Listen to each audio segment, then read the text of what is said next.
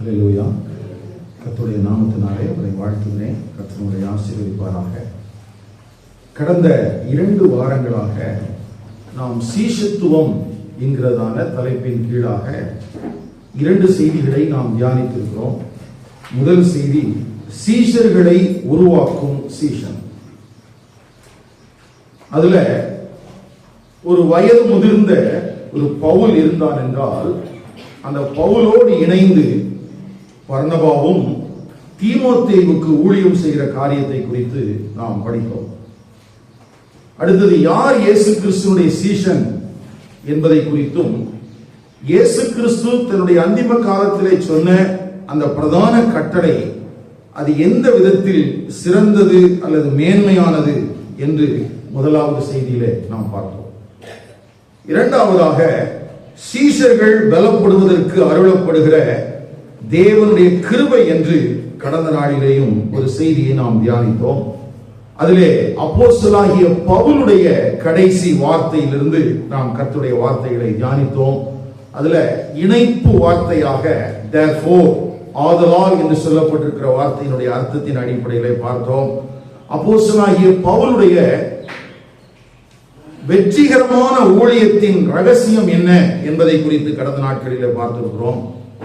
கிருபையினுடைய 3 காலங்களை நாம் கடந்த நாளிலே தியானித்திருக்கிறோம். வேதத்திலே மிக முக்கியமான வசனம் எது என்கிறதின் அடிப்படையிலே எபேசியர் 5ஆம் அதிகாரம் 18ஆம் வசனத்திலே பரிசுத்த ஆவியினாலே நிரப்பப்பட வேண்டும் என்கிற காரியத்தையும் கடந்த நாளிலே நாம் பார்த்திருக்கிறோம்.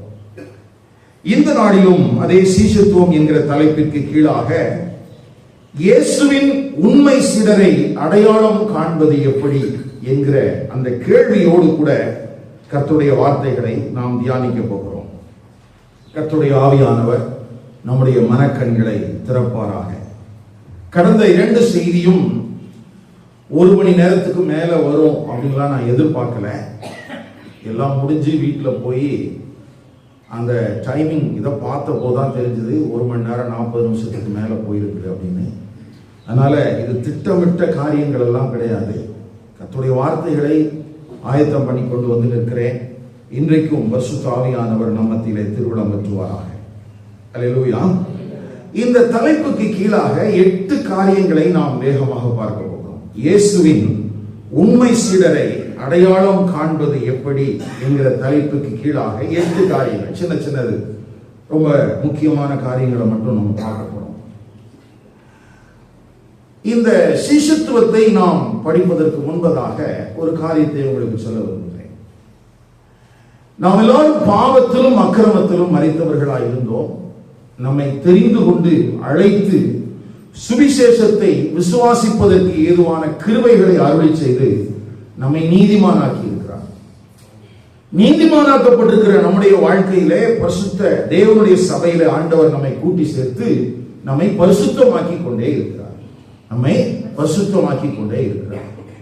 ஒருவேளை திருச்சபைக்குள்ளே ஆண்டவர் எதற்காக நம்மை வைத்திருக்கிறார் என்பதை குறித்த ஒரு சரியான புரிதல் ஒருவேளை கடந்த காலங்களிலே நமக்கு இல்லாமல் இருந்தாலும், கடந்த காலங்களிலே திருவிழம் பற்றின கர்த்தருடைய வார்த்தைகளின் அடிப்படையிலே சபைக்குள்ளே வைக்கப்பட்டிருக்கிற நாம் பரிசுத்தமாக்கப்படுகிறோம்.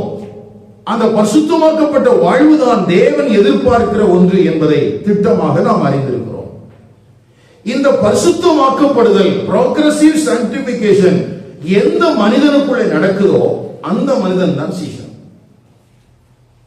யார்தான் சீஷன்?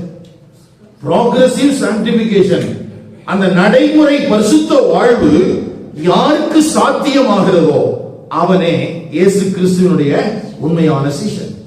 அப்ப பரிசுத்தமாகுதல் என்கிற காரியத்தையும் இயேசு கிறிஸ்துவினுடைய சீஷன் என்பதையும் நம்மை விட்டு பிரிக்க முடியாது. இயேசு கிறிஸ்துவின் சீஷன் யார் என்று கேட்டால் பரிசுத்தமாக்கப்படுகிறவன்.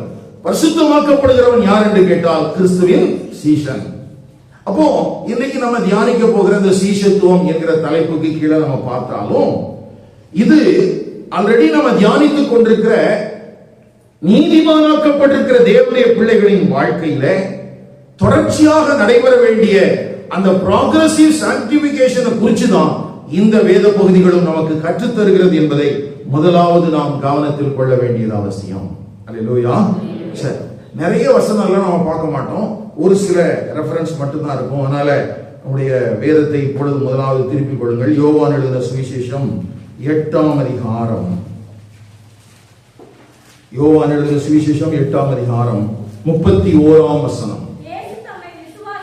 இயேசு தம்மை விசுவாசித்த யூதர்களை நோக்கி, நீங்கள் என் உபதேசத்தில் நிலைத்திருந்தால் மெய்யாகவே என் சீஷராயிருப்பீர்கள். நல்ல கவனிங்க, இந்த இடத்துல யார் சீஷர்கள் என்கிற கேள்விக்கு, அல்லது உண்மையான சீஷர்களை அடையாளம் காண்பது எப்படி என்கிற கேள்விக்கு முதலாவது இயேசு கிறிஸ்துவே சாட்சி அளிக்கக்கூடிய ஒரு காரியம் இங்கே எழுதப்பட்டிருக்கிறது. தம்மை விசுவாசிக்கிற யூதர்கள். அந்த யூதர்கள் யாரு?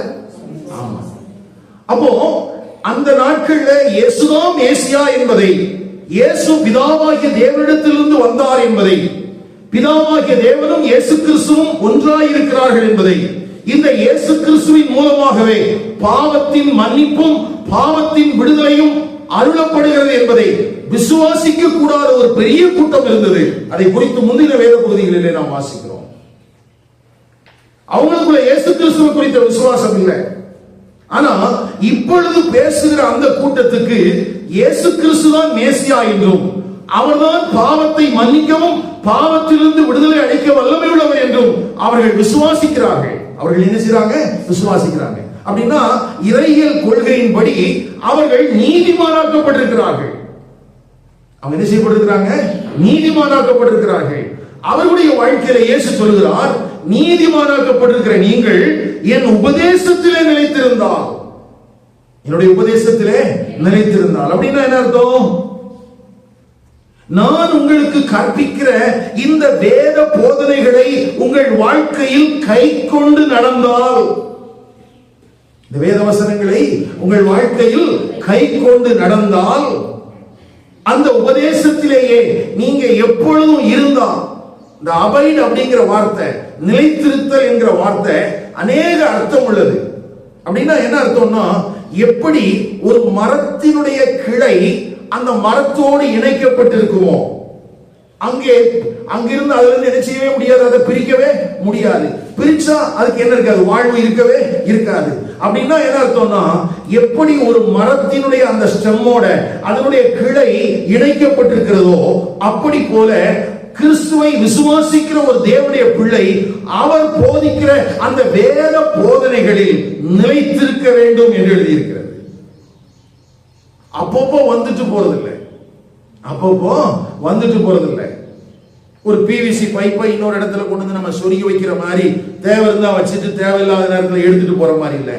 இது மரத்தினுடைய அந்த ஸ்டெம்ல அதனுடைய கிளை அது முழுவதுமாக என்ன செய்யப்பட்டிருக்குது? இணைக்கப்பட்டிருக்கிறது. அதுல இருந்து பிரிக்கப்படுவது என்பது சாத்தியம் அல்ல, அதை வெட்டி தான் எடுக்கணும். அப்படி போல கிறிஸ்துவின் உபதேசத்திலே நிலைத்திருக்கிறவர்களை குறித்துதான் வேதம் சீஷர்கள் என்று சொல்கிறது. அப்படி என்றால் யார் உண்மையான சீஷன்? உண்மையான சீஷனை அடையாளம் கண்டு கொள்வது எப்படி? எந்த மனிதன் இயேசு கிறிஸ்து போதித்த போதனைகளை தன் வாழ்க்கையிலே கடைபிடித்து அதிலேயே நிலைத்திருக்கிறானோ அவனே உண்மையான சீஷன். இன்னைக்கு கிறிஸ்தவர்களை குறித்து நாம் பார்க்கும்போது நம்ம என்ன நினைப்போம் சொன்னா, நம்ம வெளி தோற்றத்தில் கிறிஸ்தவர்கள் என்று கண்டுபிடிப்பதற்கு நிறைய முறைமைகள்லாம் இருக்குது. பிரதானமா வெள்ளை டிரெஸ் போட்டிருந்தாங்கன்னா ஆட்டோமேட்டிக்கா நம்முடைய பார்வை அந்த பக்கம் திரும்பும், ஆணோ பெண்ணோ. அது ஞாயிற்றுக்கிழமையில வெள்ளை போட்டிருந்தாங்கன்னா கண்டிப்பா நம்முடைய பார்வை அங்க திரும்பும். அதுலயும் நகைப்படாம இருந்தா இன்னும் கொஞ்சம் கூர்மையா கவனிப்போம். அப்போ போட்டிருக்கிற டிரெஸ் கோடின் அடிப்படையில நாம் கிறிஸ்துவை பின்பற்றுகிறவர்கள் அல்லது ஒரு திருச்சபைக்கு செல்கிறவர்கள் என்கிற காரியத்தை நாம் அறிந்திருக்கிறோம். உடனே டெனாமினேஷனை சொல்லிடுவோம். ஒருவேளை வெள்ளதான் போட்டிருக்கிறாங்க, அவங்க டிபிஎம் மாதிரியான சபையா அல்லது மற்ற பெந்தகோஸ்தே சபைகளா என்பதையும் பார்த்த உடனே கண்டுபிடிச்சிடலாம். அவங்க போட்டிருக்கிற ட்ரெஸ்ஸை வச்சு, அவங்க அணிந்திருக்கிற அந்த முறைமையை வச்சே நம்ம கண்டுபிடிச்சிடலாம் இவங்க டிபிஎம் சபையை சார்ந்த விசுவாசி, இவர்கள் மற்ற திருச்சபை மற்ற பெந்தகோஸ்தே சபையை சார்ந்த விசுவாசி என்று. ஐயா, வெளி தோற்றத்திலே நான் கிறிஸ்தவன் என்பதை காண்பிப்பதற்கு எனக்கு அநேக முறைமை இருக்கலாம். ஆனால் இங்கே ஆண்டவராகிய இயேசு கிறிஸ்து தன்னை விசுவாசியாத பெரிய திரள் கூட்டத்துக்கு மத்தியிலே விசுவாசிக்கிற ஒரு சின்ன கூட்டத்துக்கு சொல்கிறார், நீங்கள் நான் போதிக்கிற என்னுடைய வேத வசனங்களில் நிலைத்திருந்தால் மெய்யாகவே யாரா இருப்பீங்க. அப்ப நீ விசுவாசிக்கிற அப்படின்னு சொல்லிட்டு மட்டும் நீ கிறிஸ்தவன் என்கிற அடையாளத்தோடு வாழ்கிறதுனால் நீ சீசனாக எண்ணப்பட முடியாது. ஒருவேளை அந்த தூதர்கள் என்ன நினைக்கலாம், அப்பா திரளான யூதர்கள் யாருமே இயேசுவை மேசியான்னு ஏற்றுக்கொள்ள மாட்டேங்கிறாங்க, விசுவாசிக்க மாட்டேங்கிறாங்க. ஆனா நாங்க என்ன பண்றோம், இயேசுவை மேசியான்னு விசுவாசிக்கிறோம். அப்போ அவங்கள காட்டிலும் நாங்க பெஸ்ட் தானே, அப்படிதானே இல்லையா? இப்ப நமக்கு சில நேரம் அப்படிதான் தோணும். மற்ற மக்கள் வாழுகிற வாழ்க்கையை காட்டிலும் என்னுடைய வாழ்க்கை நன்றாகத்தானே இருக்கிறது, நான் கர்த்தர் மேல விசுவாசமாகத்தானே இருக்கிறேன் என்றுதான் நாம் அநேக நேரத்தில் அளவீடுகளை வைத்திருக்கிறோம்.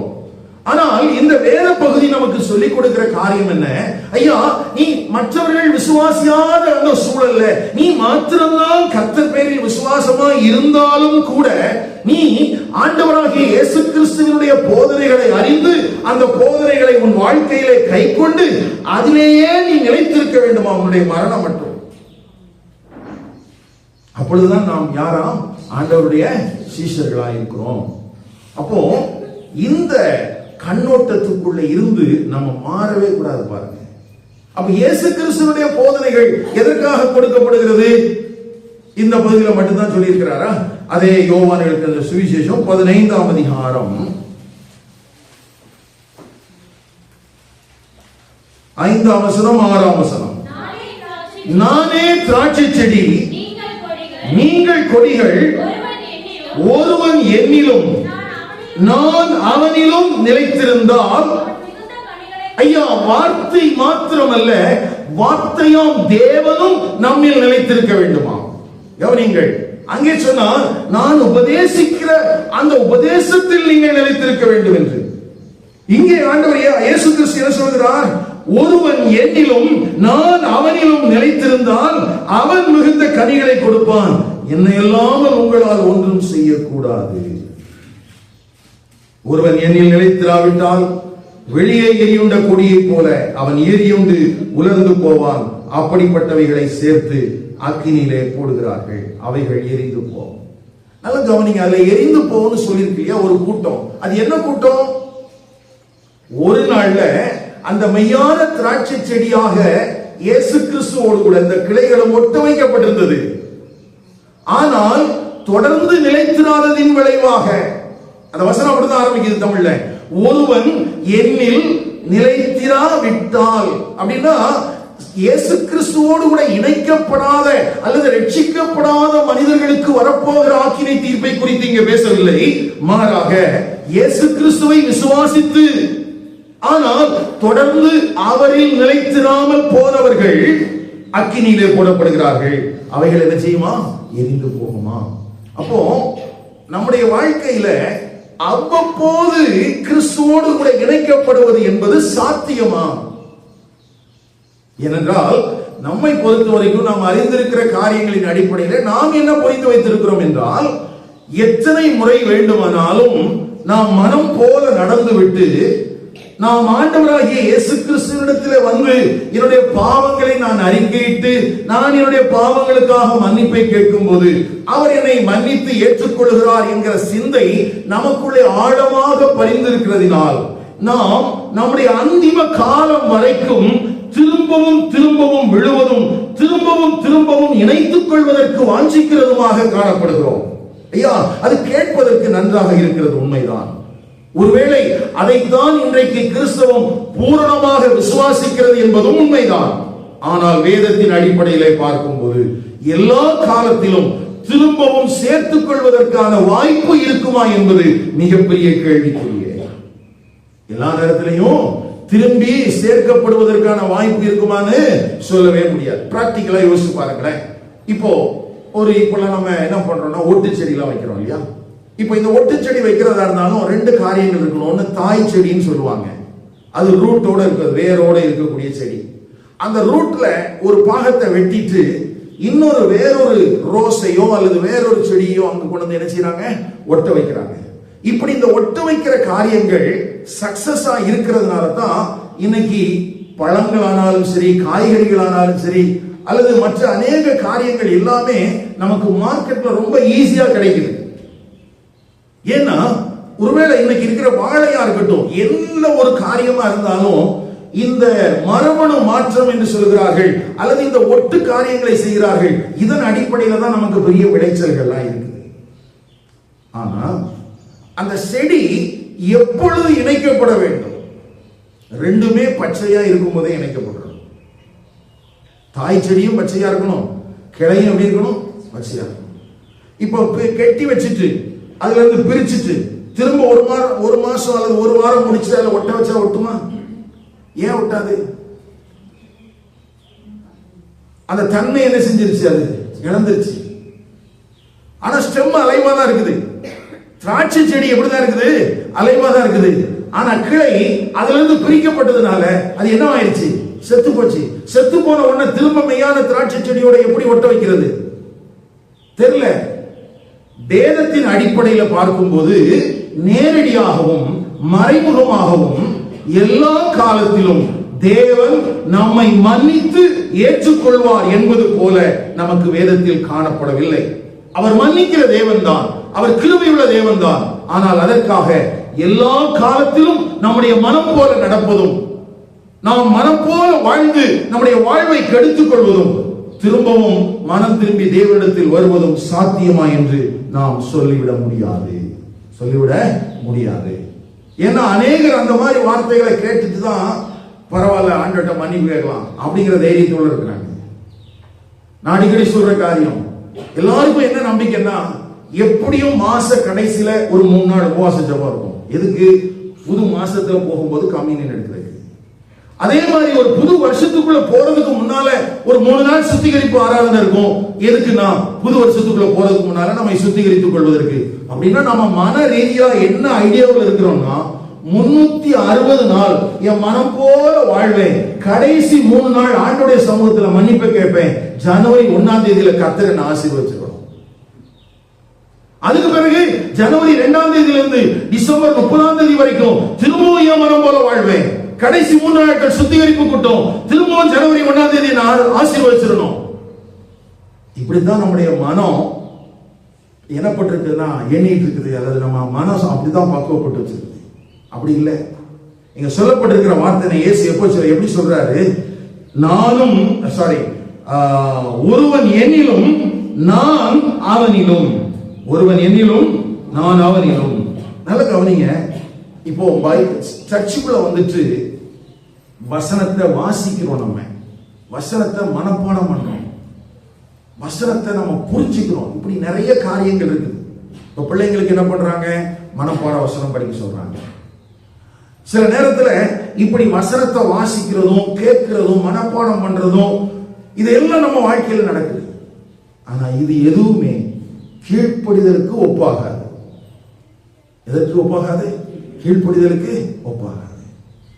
அப்போ நம்ம வாசிக்கிறோம், கேட்கிறோம், ஆனா அதை பிராக்டிஸ் பண்றோமா நம்ம வாழ்க்கையில?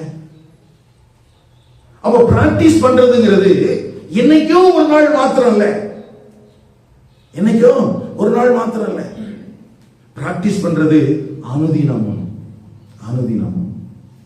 அப்ப ஒவ்வொரு நாளும் கிறிஸ்துவில் நிலைத்திருந்தால், ஒவ்வொரு நாளும் அவர் உபதேசித்த அந்த வார்த்தைகளில் நிலைத்திருந்தால், அவர்களே கிறிஸ்துவினுடைய உண்மையான சீஷர்களாக இருக்கிறார்கள். அல்லேலூயா. ஏன் ஆண்டவருடைய வார்த்தை எதனால வெளிப்படுத்தப்படுகிறது தெரியுமா? அந்த வார்த்தையினுடைய தீவிரம் என்ன? 1 சாமுவேலின் புத்தகம் 3ஆம் அதிகாரம் 21ஆம் வசனம். வசனம் அபூர்வமா இருந்த காலத்துல ஆண்டவர் சாமுவேலுக்கு வேத வசனத்தை கொடுத்தாராம். 3ஆம் அதிகாரம் 21ஆம் வசனம்.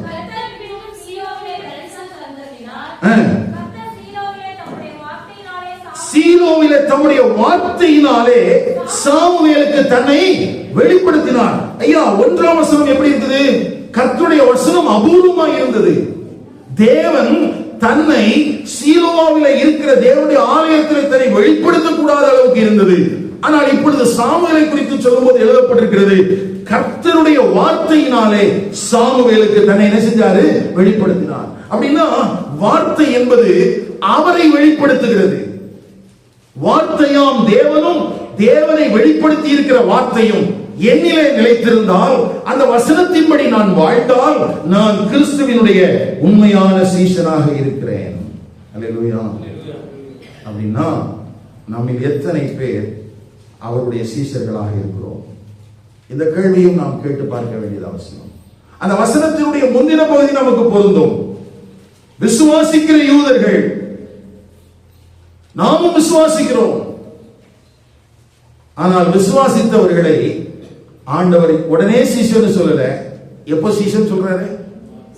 அவருடைய வார்த்தையில நினைச்சிருக்காங்க. அப்போ அந்த வசனத்தினுடைய முதல் பகுதி நமக்கு பொருந்ததுன்னா இரண்டாவது பகுதிக்கு கண்டிப்பா நம்ம வரணும். அதுதான் நம்முடைய வாழ்க்கையினுடைய மிக முக்கியமான காலகட்டமாக இருக்கிறது. அல்லேலூயா. சரி, அடுத்தது இரண்டாவது கேள்வி, இந்த சீஷத்துவத்துக்கு ஏதாயிலும் வாக்குத்தத்தங்கள் இருக்கிறதா? ஆண்டவர் ஏதாயிலும் அதை குறித்து சொல்லி இருக்கிறாரா என்று கேட்போமானால், நாம் தவறாக புரிந்து வைத்திருக்கிற ஒரு வேத வசனம் தான் இதற்கானது. என்ன தவறா புரிஞ்சு வச்சிருக்கிறோம் அப்படின்னா, 32ஆம் வசனம், யோவான் 8:32, சத்தியத்தையும் அறிவீர்கள், சத்தியம் உங்களை விடுதலையாக்கும் என்றார். நல்லா கவனிங்க. யார் கர்த்தருடைய உபதேசத்தில் நிலைத்திருப்பதற்கு வாஞ்சிக்கிறார்களோ அவர்களுக்கு இந்த வேத சத்தியம், இந்த உபதேசம் அவர்களுக்கு அறிவிக்கப்படும். அவர்களுக்கு என்ன செய்யப்படும்? சத்தியத்தை அறிவோம் என்பது தேவன் நமக்கு கொடுத்திருக்கிற ஒரு கிருபையான வாக்குத்தத்தம். சத்தியத்தை அறிவது. நல்லா கவனிங்க. முதல்ல சொன்னாரு, விசுவாசிக்கிற யூதர்களை பார்த்து, என்னுடைய உபதேசத்துல நீங்க நிலைச்சிருந்தா நீங்க யாரா இருப்பீங்க? சீஷர்களா இருப்பீங்க. அதை சொல்லிட்டு அடுத்தது இயேசு சொன்ன ஒரு காரியம் என்ன? என்னுடைய சத்தியத்தை நீங்க என்ன செய்வீங்க? அறிவீங்க. எது சத்தியம்? அவருடைய உபதேசம், அவருடைய போதனைகள், அவருடைய வார்த்தைகள். அப்போ சத்தியத்தை நீங்கள் அறிய முடியும். இந்த சத்தியம் என்னையா செய்யும்? என்ன தெரியுமா செய்யும்? என்னுடைய சிந்தையில ஒரு பெரிய போராட்டத்தையே நடத்தி கொண்டிருக்கிறது. சில நேரத்தில் நம்ம நினைச்சிட்டு இருக்கிறோம், இந்த கர்த்தருடைய வசனம் என் வாழ்க்கையில என்ன செய்யுது அப்படிங்கறத நம்ம அறிய முடியாதவர்களா இருக்கிறோம். நல்ல கவனிங்க. பாவத்திற்கு ஏதுவான, உலகத்திற்கு ஏதுவான, சத்துடைய வஞ்சகத்துக்கு ஏதுவான ஒரு சிந்தை என்னுடைய சிந்தையாக காணப்படுகிறது. அப்படி காணப்பட்டிருக்கிற சிந்தையோடு நான் தேவனுடைய சமூகத்தில் வரும்போது அவருடைய வார்த்தை, அவருடைய உபதேசம், அவருடைய சத்தியம் எனக்கு கடந்து வருகிறது. அந்த வேத சத்தியத்தை கேட்கிற போது என்னுடைய சிந்தை ஒரு போர்க்களமாக மாறுகிறது. என்ன போர்க்களம் அது? இந்த வேத சத்தியத்தினாலே எனக்கு உள்ளே போராடி கொண்டிருக்கிற அசுத்தமான வீணான எண்ணங்கள், சிந்தைகள் எல்லாம் அது இந்த சத்தியத்தினாலே துரத்தப்பட்டு கொண்டே இருக்கிறது. எனக்குள்ள ஒரு போராட்டம் வந்துட்டே இருக்குது. என்ன போராட்டம்னா, பாவங்கிற உணர்வே இல்லாம வாழ்ந்து கொண்டிருந்த எனக்கு, இது தேவனுக்கு பிரியமற்றது என்பதை அறியாமல் வாழ்ந்து கொண்டிருந்த எனக்கு, கர்த்தருடைய வார்த்தையை கேட்ட உடனே எனக்குள்ள உள்ளத்துக்குள்ள குத்தப்படுது. என்ன நடக்குதுன்னா, இவ்வளவு நாள் நீ தேவனுக்கு விரோதமான காரியங்களை செஞ்சிருக்கிற, தேவனுக்கு பிரியமில்லாத காரியங்களை செஞ்சிருக்கிற, இததான் தேவன் விரும்புகிறாரா என்று அந்த சத்தியம் எனக்குள்ள ஒரு அறிவை கொடுத்து கொண்டே இருக்கிறது, ஒரு ஞானத்தை கொடுத்து கொண்டே இருக்கிறது. அது சிந்தையிலே போராடுவதற்கான முதல் கட்ட காரியங்களை செய்து கொண்டே இருக்கிறது. இப்பொழுது சிந்தையிலே நடக்கிற போராட்டத்துக்குள்ளே யார் ஜெயிக்கிறார்கள் என்பதுதான் மிக முக்கியமானது. யார் ஜெயிக்கிறார்கள்? எனக்குள்ளே ஏற்கனவே ஆக்கிரமித்திருந்த அந்த பாவத்தினுடைய எண்ணங்களும் சிந்தைகளும் ஜெயிக்கிறதா, அல்லது எனக்குள்ளே நான் கேட்ட அந்த சத்தியங்கள் உள்ளே போய் போராடி அது என்னை மேற்கொள்ளுகிறதா என்றால், நான் எந்த பக்கத்தில் நிற்கிறேனோ அந்த பக்கத்தில் தான் ஜெயம் இருக்கும். நம்ம எந்த பக்கத்தில், நம்ம எதற்கு தீனி போடுகிறோமோ, எதற்கு இசைவு தெரிவிக்கிறோமோ, உள்ளே நடக்கிற போராட்டத்திலே நான் பரிசுத்தாவியானுடைய பட்சமாய் நிற்பேன் என்றால், நான் கர்த்தருடைய சத்தியத்தின் அடிப்படையில் நிற்பேன் என்றால், அடுத்த வாக்குத்தத்தம் சொல்லப்பட்டிருக்கிறது, சத்தியம் உங்களை விடுதலையாகும். சத்தியம் என்ன செய்யும்? இந்த வசனம் எல்லாரும் தாராளமாக பயன்படுத்தக்கூடிய ஒரு வசனம். குறிப்பா தமிழ் பிரதேச சபைகளிலே சத்தியத்தை அறிவீர்கள், சத்தியம் உங்களை விடுதலையாக்கும் என்கிற வார்த்தை பிரசங்கங்களிலே திரும்ப திரும்ப பேசப்படுகிறது. ஆனால் யாருக்கு என்பது மிக முக்கியம். யாரை விடுதலையாக்குகிறது?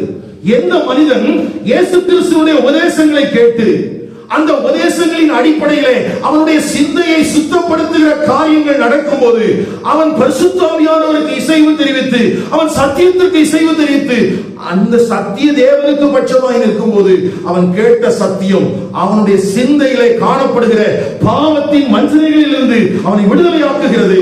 ப்ராக்ரெசிவ் சாங்டிபிகேஷன் அவனுக்குள்ள நடக்க ஆரம்பிக்கிறது.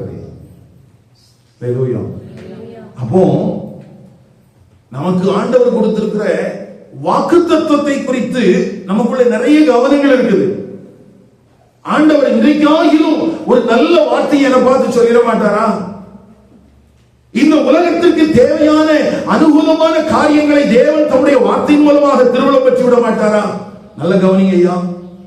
இந்த உலகத்திற்கான மேன்மையை காட்டிலும் நித்திய ராஜ்யத்திற்கு நம்மை பங்குள்ளவர்களாக மாற்றக்கூடிய பரிசுத்தமாகுதலை தேவன் நமக்கு வாக்குத்தத்தம் பண்ணி இருக்கிறார்.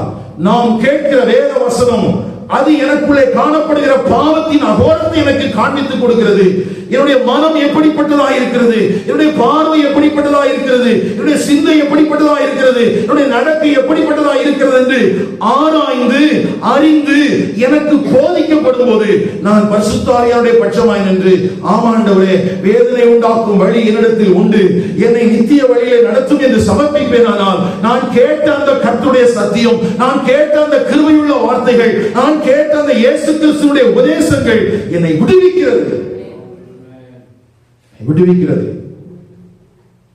வெளியே மற்றவர்கள் பார்க்க முடியாத அளவுக்கு எனக்குள்ளே இருந்த பாவ அழுக்குகள் அப்பொழுதே நிர்மூலமாக்கப்பட்டு விடுகிறது. சத்தியம் என்னை விடுதலையாக்குகிறது. அப்போ வெளி தோற்றத்துல பார்த்தா நான் நல்ல கிறிஸ்தவன், வெளி தோற்றத்துல பார்த்தா கர்த்தராகிய இயேசு கிறிஸ்துவை விசுவாசிக்கிறவன், வெளி தோற்றத்துல பார்த்தா பிதாவாகிய தேவனுக்கு முன்னதாக நீதிமானாக்கப்பட்டிருக்கிறவன். ஆனா உள்ளான நிலைமையிலேயோ அங்கே ரோமர் 7ஆம் அதிகாரத்தில் சொல்கிறதை போல நான் விரும்புகிறதை செய்யாமல் நான் விரும்பாததை செய்கிறேன், எனக்குள்ளே வாசம் பண்ணுகிற பாவமே என்னை அப்படி செய்ய தூண்டுகிறது. ஆமா, உள்ள அப்படி தூண்டுகிறது.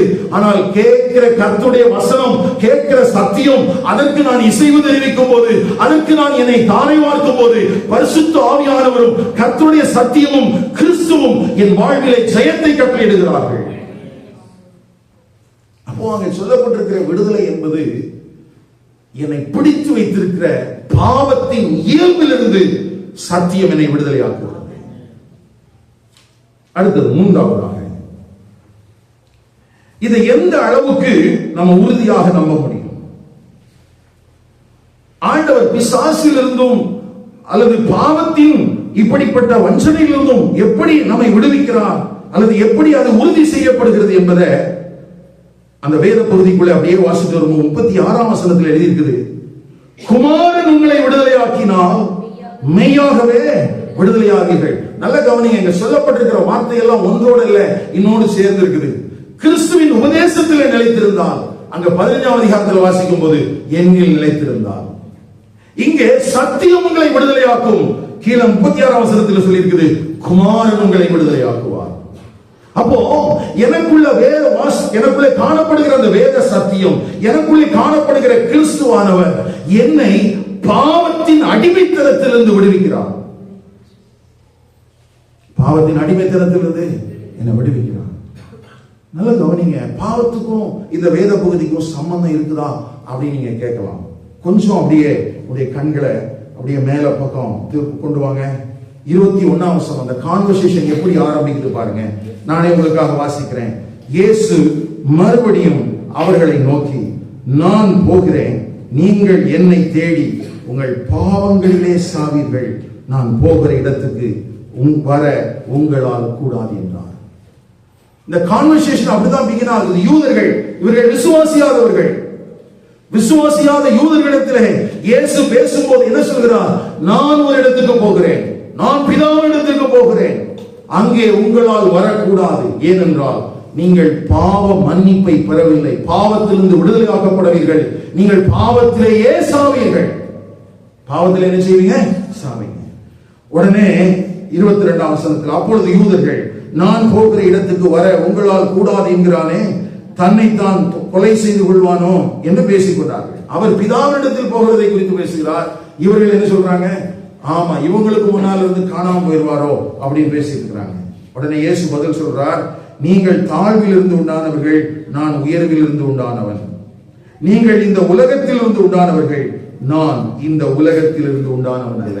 அவர் மேசியா என்பதை, அவர் அபிஷேகம் பண்ணப்பட்டவர் என்பதை, அவர் கிறிஸ்து என்பதை திரும்பவும் அவர்களுக்கு சொல்றார். முதல்ல என்ன சொல்றார்? நான் பிதாவினிடத்துல போக போறேன். இங்க என்ன சொல்றாரு? நான் எங்க இருந்து வந்தவன் இல்லை, நான் மண்ணிலிருந்து வந்தவன் அல்ல, நான் யாரா இருக்கிறேன்? தேவனுடைய குமாரனாக இருக்கிறேன்.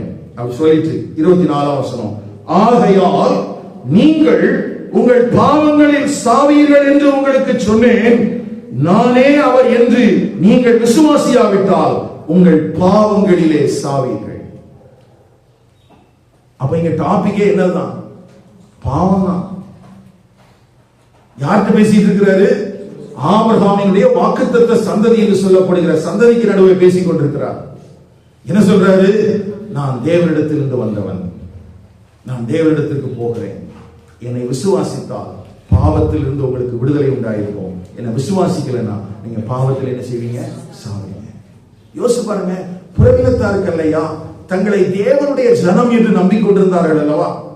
ஏன்னா நம்மளை குறித்து என்ன சொல்றது? தேவனற்றவர்கள் என்று சொல்கிறது. ஆனால் அவர்கள் தேவனுடைய ஜனங்கள், அவருடைய சொந்த ஜனம், அவருடைய சொந்த சம்பத்து என்று யாத்திராமத்தில் வாசிக்கிறோம். அப்போ அப்படி சொந்த சம்பத்து என்று கருதப்பட்ட ஜனங்களுக்கு எதுதான் பிரச்சனைனா, எதான் பிரச்சனை? பாவம் தான் பிரச்சனை. அதை சொல்லிட்டு உடனே அவங்க கேட்கிறாங்க, நீ யாருன்னு கேட்கிறாங்க. இயேசு அவர்களை நோக்கி, நான் ஆதி முதலாய் உங்களுக்கு சொல்லி இருக்கிறவர் தான், நான் அல்பாவா இருக்கிறேன், ஆதி முதல்ல உங்களுக்கு சொல்லிட்டே இருக்கிறேன். உங்களை குறித்து பேசவும் நியாயம் தீர்க்கவும் எனக்கு அநேக காரியங்கள் உண்டு. என்னை அனுப்பினவர் சத்தியம் உள்ளவர், நான் அவரிடத்தில் கேட்டவைகளையே உலகத்துக்கு சொல்றேன். என்ன சொல்றாரு? என்னை அனுப்பினவர் யாரு? பிதாவாகிய தேவன். அவர் யாரு? சத்தியம் உள்ளவர். அவர் என்ன சொல்றாரோ அதுதான் நான் அந்த உலகத்துக்கு என்ன செய்றேன் சொல்றேன்.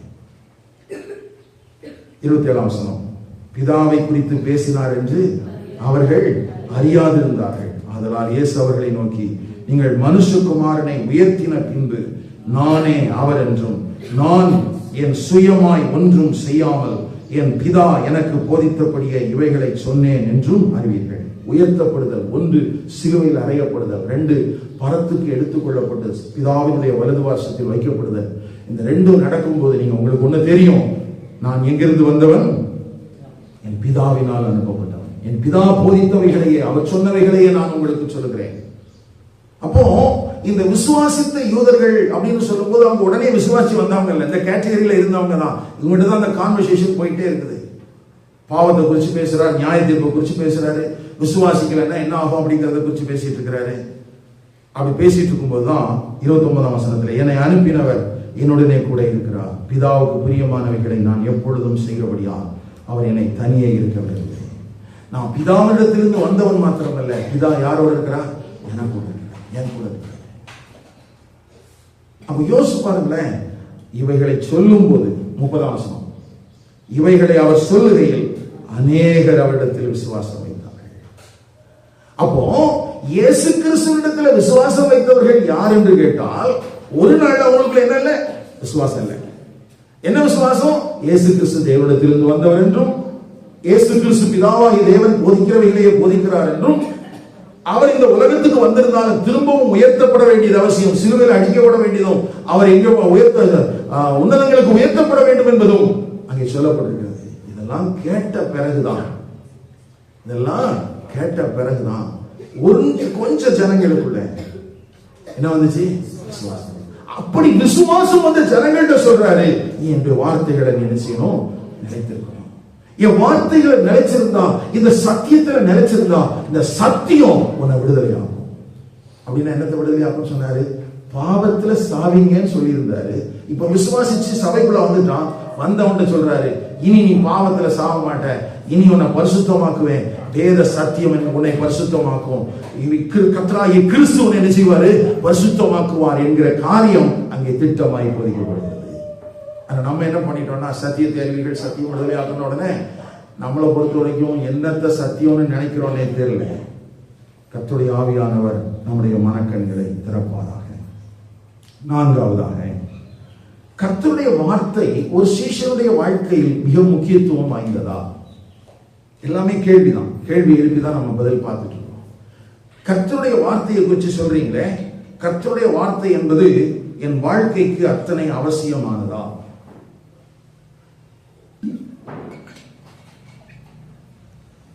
யோவான் 6ஆம் அதிகாரம் 63ஆம் வசனம். யோவான் எழுதின சுவிசேஷம் 6ஆம் அதிகாரம். ஆவியே உயிர்ப்பிக்கிறது, மாம்சமானது ஒன்றுக்கும் உதவாது. நான் உங்களுக்கு சொல்லுகிற வசனங்கள் ஆவியாயும் ஜீவனாயும் இருக்கிறது. அல்ல கவனிங்க, இந்த கர்த்தருடைய வசனம் தான் என் வாழ்க்கையில எதையாவது செய்ய முடியும். மாமிசம், என்னுடைய மாமிசம் என்ன செய்ய முடியாது? ஒண்ணுமே செய்ய முடியாது. முதல்ல இதை நம்ம புரிந்து கொள்ள, ஏன் கர்த்தருடைய வசனம் நம்முடைய வாழ்க்கைக்கு அவசியம்? ஏன் அனுபவங்கள் ஒரு காரியத்தை எனக்கு கற்றுத்தர முடியாது? மற்றவர்கள் பெற்றுக்கொள்ளுகிற ஒரு ஆவிக்குரிய அனுபவத்தை நான் ஏன் சார்ந்து கொள்ளக்கூடாது? அப்போஸ்தலனாகிய பேதுரு தன்னுடைய அந்திம காலத்திலே, நம்முடைய 2வது நிருபத்திலே 1வது அதிகாரத்திலே, ஐயா, எங்களுக்கு அநேக காரியங்கள் எங்களுக்கு முன்னதாக வைக்கப்பட்டிருக்கிறது, ஆனால் நாம் எதை பற்றிக் கொள்ள வேண்டும் என்பதை குறித்து ஒரு அழகான ஒரு விளக்கத்தை அங்கு எழுதி வைத்திருக்கிறார். உடைய வேதாகமத்தை திருப்பிக் கொள்ளுங்கள். 2 பேதுரு 1ஆம் அதிகாரம்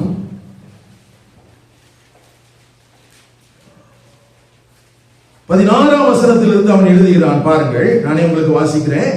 நாங்கள் தந்திரமான கட்டுக்கதைகளை பின்பற்றினவர்களாக அல்ல, அவருடைய மகத்துவத்தை கண்ணார கண்டவர்களாகவே நம்முடைய கர்த்தராகிய இயேசு கிறிஸ்துவின் வல்லமையும் வருகையும் உங்களுக்கு அறிவித்தோம். பேதுருடைய சாட்சி என்ன சொல்றாருப்பா? இயேசுவை நாங்க விசுவாசித்ததுக்கு காரணம் ஏதோ எங்க வாழ்க்கையில அவர் அற்புதம் செஞ்சாரு, எங்க வாழ்க்கையில ஒரு மாற்றத்தை கொடுத்தாருன்னு சொல்லிட்டு மட்டும் நாங்க இயேசுவை பிரசங்கிக்கல. இயேசுவை நாங்க பிரசங்கிப்பதற்கு காரணம் யாரோ எங்களுக்கு கற்றுக் கொடுத்த கட்டுக்கதைகளும் அல்ல, வெறுமனே எங்களுக்குள்ளே காணப்படுகிற காரியங்களும் அல்ல.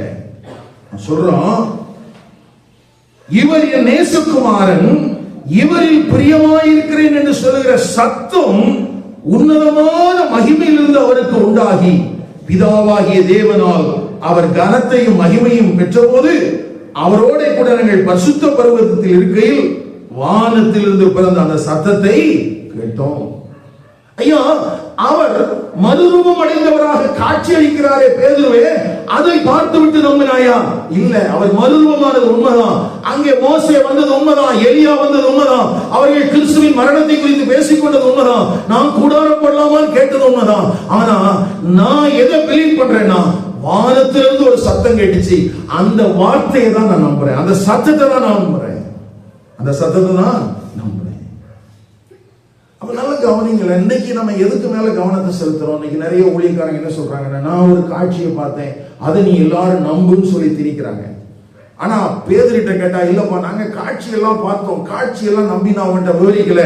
அவர் எப்படி இருந்தார், எவ்வளவு அழகா இருந்தார், அது வெள்ளையா இருந்துச்சா, பார்வைக்கு பதுபராகம் போல இருந்துச்சா, இதெல்லாம் நான் எக்ஸ்பிளைன் பண்ணி அதை நீ பிலீவ் பண்ணணும்னு அவசியம் இல்லை.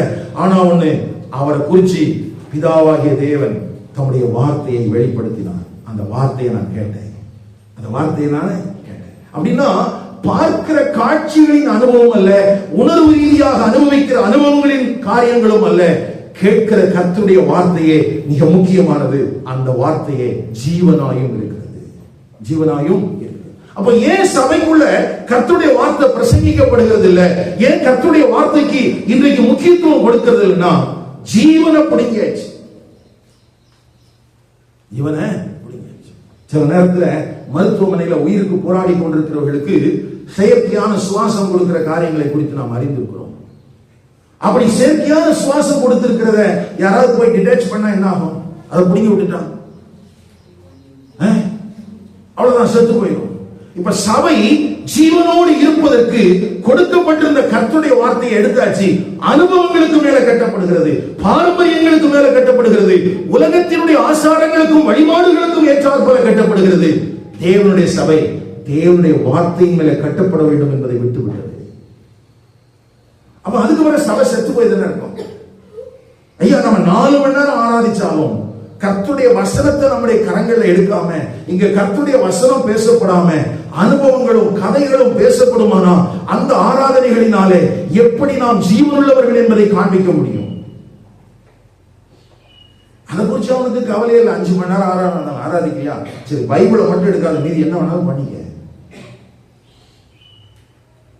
கர்த்தருடைய ஆவியானவர் நம்முடைய மனக்கண்களை திறப்பாராக. அப்போ சீஷனுடைய வாழ்க்கையில நடைமுறை பரிசுத்த வாழ்வை வாஞ்சிக்கிற ஒரு தேவனுடைய பிள்ளையின் வாழ்க்கையில கர்த்தருடைய வசனம் அது எப்படி இருக்குதா? ஜீவனாயும் இருக்கிறது. 2 கொரிந்தியர் 3ஆம் அதிகாரம் 18ஆம் வசனம். ஏன் கர்த்தருடைய வார்த்தை முக்கியமானது என்பதற்கு அடுத்த சான்று அங்கு எழுதப்பட்டிருக்கிறது.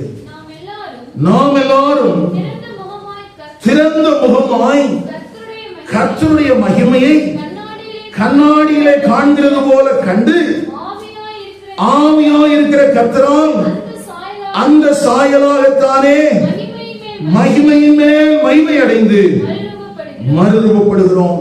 நல்லா கவனிங்க, வசனங்களை எத்தனையோ முறை நான் உங்களுக்கு சொல்லி இருக்கிறேன், திரும்பவும் சொல்றேன்.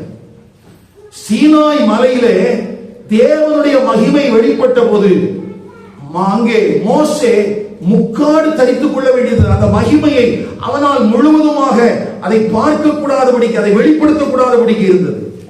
முக்காடோடு கூடிய தேவனுடைய மகிமை முந்தின பகுதியில் அதுதான் வாசிக்கிறோம். இப்போ கர்த்தருடைய ஆவியானவர் கர்த்தருடைய வசனத்தின் மூலமாக எப்படிப்பட்ட தேவனுடைய மகிமையை கொடுக்கிறார் என்றால், திறந்த முகமாய், அப்படின்னா முக்காடற்ற விதமாய் கர்த்தருடைய மகிமையை நீங்களும் நானும் காண்கிறோம். முக்காடற்ற மகிமை நாம் என்ன செய்யறோம்? இஸ்ரவேல் ஜனங்கள் எப்படி பார்த்தாங்க? முக்காடோடு பார்த்தாங்க. ஏன்? மோசே தேவனோடு தேவனுடைய சமூகத்தில் இருந்ததுனால அவனுக்குள்ள வந்த அந்த மகிமையை இவங்களால என்ன செய்ய முடியல? பார்க்க முடியல.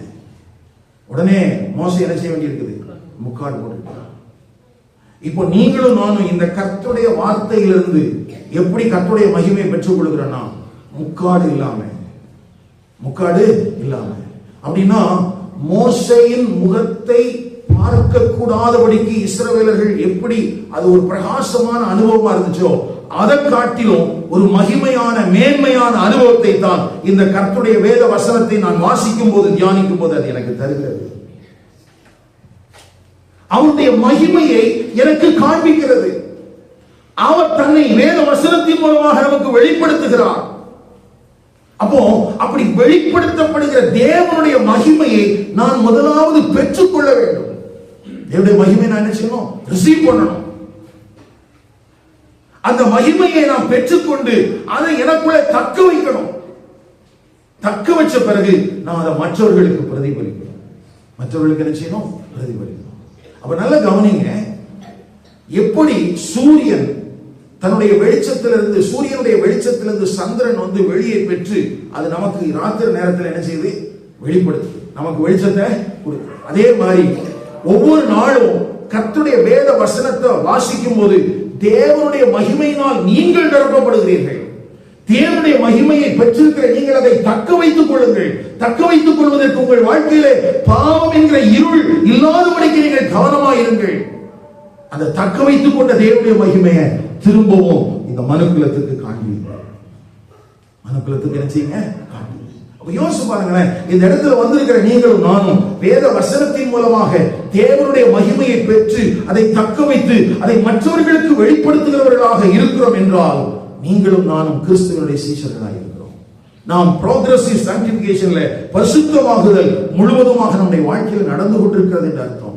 அப்ப சபைக்குள்ள வந்திருக்கிற நம்முடைய வாழ்க்கையில நாம் கவனத்தில் கொள்ள வேண்டியதும், அல்லது நாம் ஏதோ ஒரு பக்தியான சடங்காச்சாரமான காரியங்களுக்கு மேலே நம்முடைய கவனங்களை செலுத்தி விடாமலும் இருக்க வேண்டியது மிகவும் முக்கியமானது, அவசியமானது. அல்லேலூயா. சரி, 5வது, சீஷர்களின் வாழ்க்கையில் மிக முக்கியமான வேத பகுதி எது? சீஷர்களின் வாழ்க்கையில் மிக முக்கியமான வேத பகுதி எது? இன்றைக்கு 2 நாம் வேத பகுதிகளை வாசித்தோம். எபேசியர் 5ஆம் அதிகாரம் 18ஆம் வசனத்திலிருந்து 33ஆம் வசனம் வரைக்கும். ஆனா ஆக்சுவலா அந்த பைபிள் டெக்ஸ்ட் எப்படின்னா 5ஆம் அதிகாரம் 18ஆம் வசனத்திலிருந்து 6ஆம் அதிகாரம் 24ஆம் வசனம் வரைக்கும். அதே போல கொலோசியர்கள் நிறுவம் 3ஆம் அதிகாரத்திலேயும் அங்கேயும் எழுதப்பட்டிருக்கிற கர்த்தருடைய வசனங்கள். இந்த 2 வேத பகுதிகளும் ரொம்ப ரொம்ப ஒரு தேவனுடைய பிள்ளையின் வாழ்க்கையில் முக்கியமானவர்கள். போன வாரத்திலையும் இதை குறித்து சில காரியங்களை சொல்லியிருந்தேன். திரும்பவும் அதுல இருந்து சில பாடங்களை நம்ம கற்றுக்கொள்ள போகிறோம். நல்ல கவனிங்க. பரிசுத்த ஆவியினால் நிரம்புதல். இந்த பரிசுத்த ஆவியினால் நிரம்புதல் என்கிற காரியம் ஒரு மனுஷனுடைய வாழ்க்கையில, அதாவது நீதிமானாக்கப்பட்டிருக்கிற ஒரு தேவனுடைய பிள்ளையின் வாழ்க்கையில நடந்தா மட்டும்தான் அந்த மனிதன் தேவன் எதிர்பார்க்கிற விதத்திலான ஒரு வாழ்வை உடையவராக இருக்க முடியும். போன வாரத்தில் இப்படி சொன்னேன். புதிய ஏற்பாட்டுல 1800 கட்டளைகள் இருக்கிறது. அதுல ரிப்பீட்டேஷன்லாம் நம்ம செக் பண்ணி பார்த்தா 1050 கட்டளைகள் இருக்கிறது. இப்போ இந்த 1050 கட்டளைகளையும் நான் எப்படி கையாளுவது, அதை எப்படி நான் கைக்கொள்வது, அது எப்படி எனக்கு சாத்தியம் என்று கேட்டால், பரிசுத்த ஆவியானவருடைய நிறைவை ஒரு மனிதன் பெற்றிருந்தால் மட்டும்தான் பரிசுத்த ஆவியானவர் தான் அந்த கட்டளைகளை நிறைவேற்றுவதற்கு தேவையான பலனையும் சத்துவத்தையும் கொடுப்பார். அப்ப என் வாழ்க்கையில பரிசுத்த ஆவியின் நிரப்புதல் என்பது மிக முக்கியமான பங்கை வகிக்கிறது. அப்படி நிரப்பப்பட்டால் என்னுடைய குடும்ப வாழ்வு, நான் நிரப்பப்பட்டால் என் பிள்ளைகளோடு கூட என்னுடைய வாழ்வு, அப்படி நிரப்பப்பட்டால் என்னுடைய வேலை ஸ்தலத்தில் என்னுடைய வாழ்க்கை நிரப்பப்பட்டவனாக இருந்தால் நான் சபைக்குள்ளே வரும்போது நான் எப்படி இருப்பேன் என்று இந்த பரிசுத்த ஆவியின் நிறைவு என்கிற வார்த்தையை மையமாக கொண்டுதான் என்னை குறித்து இருக்கிற எல்லா தேவனுடைய நோக்கங்களும் அங்கே எழுதப்பட்டிருக்கிறது. எல்லா தேவனுடைய நோக்கங்களும் எழுதப்பட்டிருக்கிறது. இப்போ இதே காரியத்தை கொலோசியர் நிருபத்தில் வாசிக்கும் போது அங்கே பரிசுத்த ஆவியினாலே நிறைந்து என்று எழுதப்படாமல் அங்கே எப்படி எழுதியிருக்குதுன்னா 3ஆம் அதிகாரம், கிறிஸ்துவின் வசனம் உங்களுக்குள்ளே சகல ஞானத்தோடும் பரிபூரணமாக வாசமாயிருப்பதாக. நல்ல கவனிங்க. ஒரே நிகழ்வின் 2 பக்கங்கள். என்ன நிகழ்வு? பரிசுத்த ஆவியினாலே நிறைந்து அப்படின்னு சொல்லும் போது வேத வசனம் சகல ஞானத்தோடும் உங்கள் இருதயத்துக்குள் வாசமாயிருப்பதாக, வாசமாய் இருப்பதாக. அப்போ நான் பரிசுத்த ஆவியில நிரம்புறேன் அப்படின்னு சொல்லும் போது சபை நமக்கு கற்றுக் கொடுத்த பாரம்பரியம் என்ன? கையை நல்லா வேகமா தட்டினா போதும், ஒரு பாட்டை வேகமா பாடினா போதும், ஒரு கவியை திரும்ப திரும்ப பாடினா போதும், அதுல நான் பேசுகிற பாஷைகள் தான் நான் பரிசுத்த ஆவியினாலே நிரம்பி இருக்கிறேன் என்பதற்கான அடையாளமாக நாம் கருதி கொண்டிருந்தோம். ஐயா, அது உண்மையானதாக இருந்திருக்குமானால் என்னுடைய குடும்ப வாழ்க்கை தேவன் விரும்புகிற விதத்தில் அமைந்திருக்க வேண்டும். அது உண்மையா இருக்கும் பட்சத்தில் நான் பிள்ளைகளை குறித்த விஷயத்தில் தேவனுக்கு அடுத்த காரியங்களுக்கு நேராக அவர்களை நடத்தி இருக்க வேண்டும். அது உண்மையாக இருக்கும் பட்சத்தில் நான் வேலை ஸ்தலத்தில் சாட்சி உள்ளவனாக இருந்திருக்க வேண்டும். அது உண்மை உள்ளவனாக இருக்கும் பட்சத்தில் நான் சபைக்குள்ளே என்னுடைய பொறுப்பை உணர்ந்த விதத்திலே நான் வாழ்ந்திருக்க வேண்டும். நம்ம எல்லாரும் சொன்னோம் பரிசுத்த ஆவியில நிரம்பணும், பரிசுத்த ஆவியினால் நிரம்பணும்னு சொல்லி. ஆனா நிரம்பணுமே தவிர மற்றபடி நம்ம வாழ்க்கையில எந்த மாற்றங்களும் இல்லை. ஏன்? கர்த்தருடைய வசனம் கூட அப்படிப்பட்ட உள்ளத்தில் இல்லை என்பதுதான் மிக வேதனைக்குரிய ஒரு காரியம். அப்ப ஒரே நிகழ்வு 2 விதமான காரியங்கள் சொல்லப்பட்டிருக்கு. பரிசுத்த ஆவியினால் நிறைஞ்சுன்னு சொன்னா உங்க இருதயத்துக்குள்ள எது வாசமா இருக்கணுமா? பரிசுத்த வேத வசனங்கள் என்ன செய்யணும்? ஆமா, வாசமா இருக்கணும். அப்ப எனக்குள்ள யாரெல்லாம் வாசமா இருக்கிறா அப்படின்னா பரிசுத்த ஆவியானவர் வாசமா இருக்கிறாரு, அடுத்தது வசனம் வாசமா இருக்குது, அடுத்தது பரிசுத்த ஆவியானவர் தான் என்ன கண்ட்ரோல் பண்ணி என்ன செய்ய போறாரு? நடத்த போறாரு. அதனால கவனிங்க, சபைக்குள்ள வந்த பிறகு நம்ம அடிக்கடி சலித்துக் கொள்வதற்கு என்னன்னா, ஒரு 5 நிமிஷம் ஜெபம் பண்ணிட்டு வானத்தை எட்டி பார்த்துட்டே இருப்போம். எலியா மாதிரி ஏதாவது அற்புதம் நடந்துடாதா, ஏதாவது ஆண்டவர் ஒரு அடையாளத்தை காட்ட மாட்டாரா, ஒரு காக்கா வந்துடாதா, குருவி வந்துடாதா, நம்ம வானத்தை பார்த்துட்டு இருக்கோம். நம்ம என்னதான் ஜெபம் பண்ணிருக்கிறோம்? எவ்வளவு நேரம் தான் ஜெபம் பண்ணும்? ஒரு 10 நிமிஷம் 15 நிமிஷம். அதுலேயே நமக்கு பெரிய அப்பா எவ்வளவு போராடி ஜெபம் பண்ணி இருக்கிறேன் அப்படிங்கிற மாதிரி ஆயிடுது. ஆனா இங்கு ஆண்டவர் நம்ம இடத்துல எதிர்பார்க்கிற காரியம் என்னன்னா, நீங்களும் நானும் வாசிக்கிற கேட்கிற வேத வசனத்துக்கு கீழ்ப்படிஞ்ச அந்த வசனம் எனக்குள்ள எப்படி இருக்கணுமா? வாசமா இருக்கணுமா?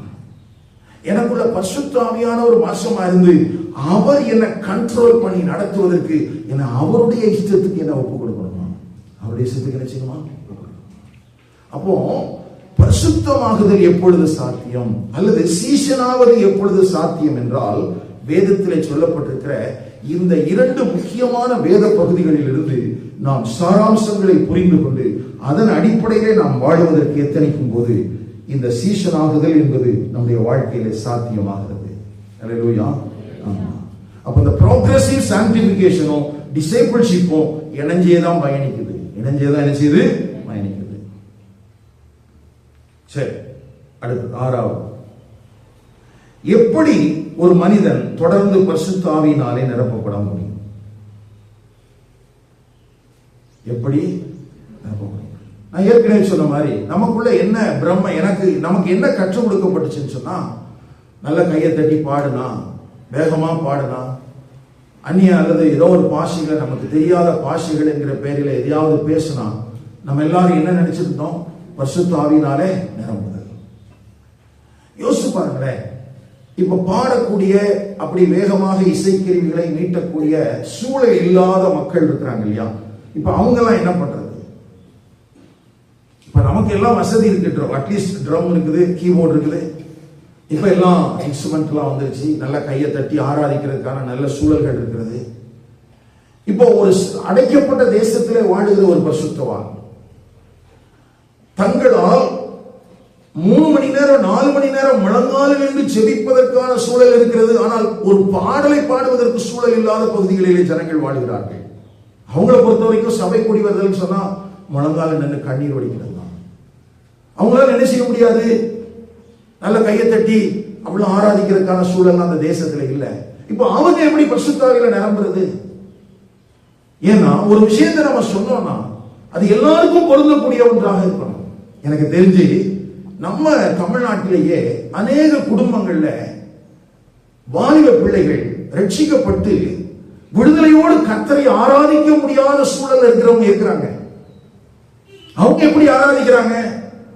வீட்டில் இருக்கிற பாத்ரூம்ல தண்ணியை திறந்து விட்டுட்டு குளிக்கிறேங்கிற பேர்ல அங்க முழங்கால் போட்டு அங்க கர்த்தரை ஆராதிச்சிட்டு இருக்காங்க, அங்க கர்த்தரை தொழுது கொள்றாங்க, அங்க உட்கார்ந்து பைபிள் வாசிக்கிறாங்க.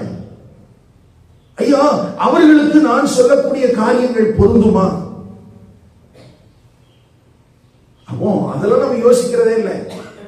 பரிசுத்த ஆவியால் நிரம்புதல்னா இப்படிதான். அதனால நமக்கு என்ன ஆயிடுச்சுன்னா, இப்ப உடனே இப்ப நம்ம ஆட்கள்லாம் கேள்வி கேட்டாங்க, பரிசுத்த ஆவியானவர்னா இப்படிதான் நிரம்பணுமா? உடனே நம்ம சொன்னோம், எல்லாம் கை தட்ட வேண்டாம், எல்லாம் கையை தூக்கிடுங்க. எல்லாம் கேட்கறதுக்கு நல்லா இருக்குது. ஆனா என்னன்னா, நான் பரிசுத்த ஆவியினால் நிரம்பினேன் என்கிற எண்ணம் எனக்குள்ளே உண்டாகிறதே தவிர, அந்த பரிசுத்த ஆவியானவர் என்னை இயக்குவிக்கிறார் என்பதற்கு ஏற்றார் போல நான் நடப்பதில்லையே. எனக்குள்ள அவர் என்ன செய்யறாரு? பாசமா இருக்கிறாரு, என்ன கண்ட்ரோல் பண்றாரு. என்ன கண்ட்ரோல் பண்றாருன்னா என்ன அர்த்தம்? அவருடைய இழுப்புக்கு நான் போகணும்னு அர்த்தம். அவருடைய இழுப்புக்கு நான் போகணும்னு அர்த்தம். இப்போ நான் அந்த பக்கத்துல போகணும்னு நினைக்கிறேன், அங்க நடக்கணும்னு நான் நினைக்கிறேன். இன்னொருவர் பின்னால இருந்து என் சட்டையை பிடிச்சு இந்த பக்கம் இழுக்கிறாருன்னா நான் இந்த பக்கம் போகணும். இப்ப நமக்குள்ள நிறைவை பெற்றிருக்கிற நம்முடைய வாழ்க்கையில எத்தனை பேர் அவர் நம்மை தன் பட்சமா இழுத்துக் கொள்ளுகிற அனுபவத்தை பெற்றிருக்கிறோம்? என்னைக்காவது நம்முடைய வாழ்க்கையில அவருடைய சித்தம் செய்வதற்கு, நாம் நடத்தப்படுவதற்கு அப்படி தூண்டுதல்களை நாம் பெற்றிருக்கிறோமா?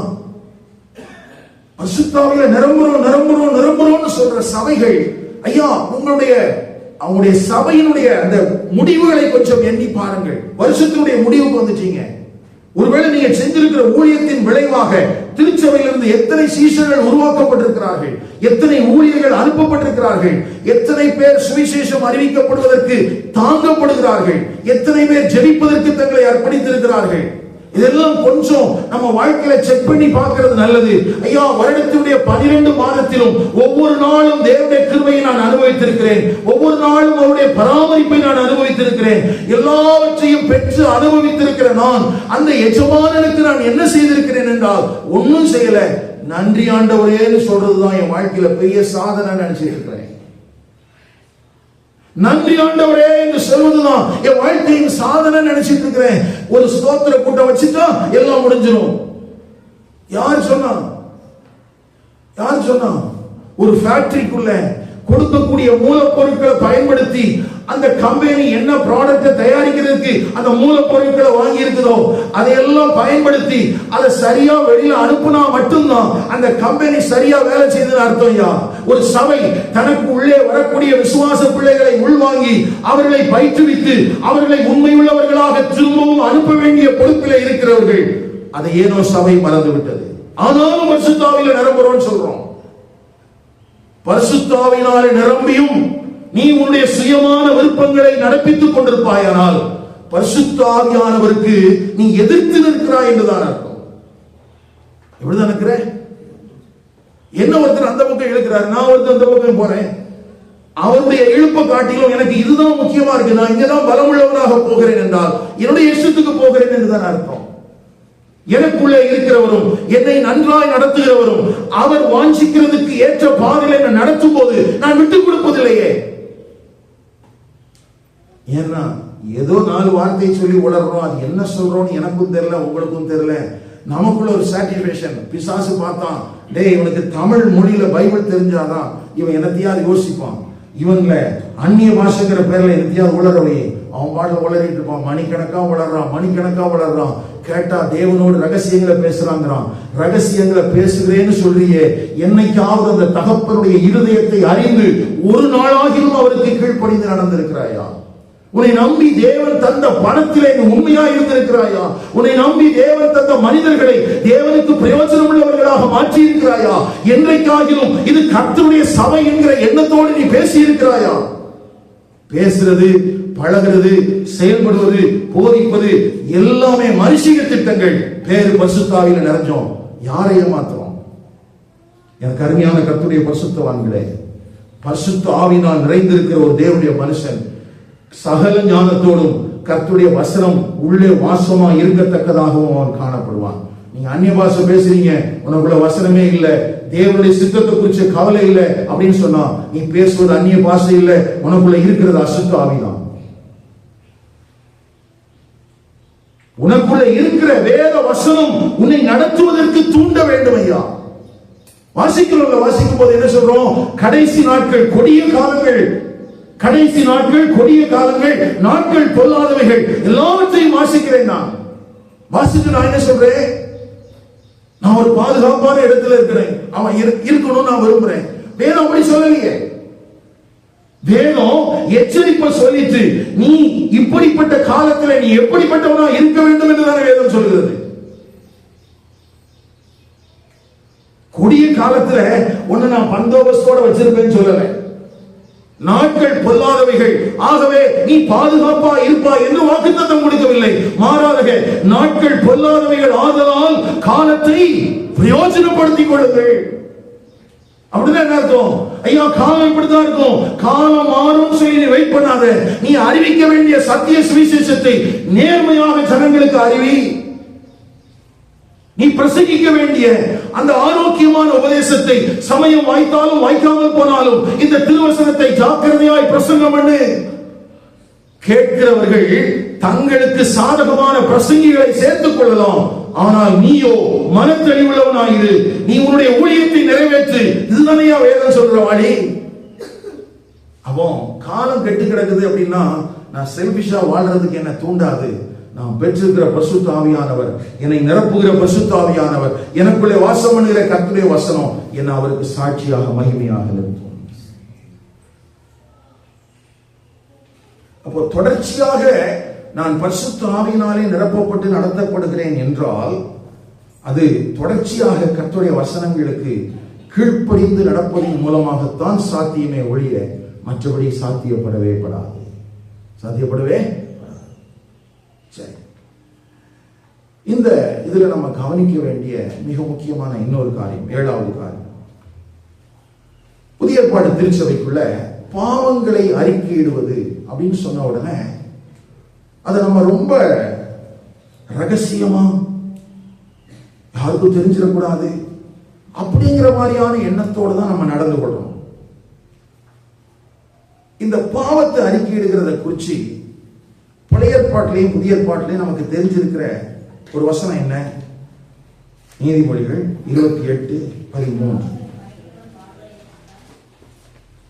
நீதிமொழிகள் 28 தன் பாவங்களை மறைக்கிறவன் வாழ்வடைய மாட்டான், அவைகளை அறிக்கை செய்து விட்டு விடுகிறவனோ இரக்கம் பெறுவான். 1 யோவான் 1:9.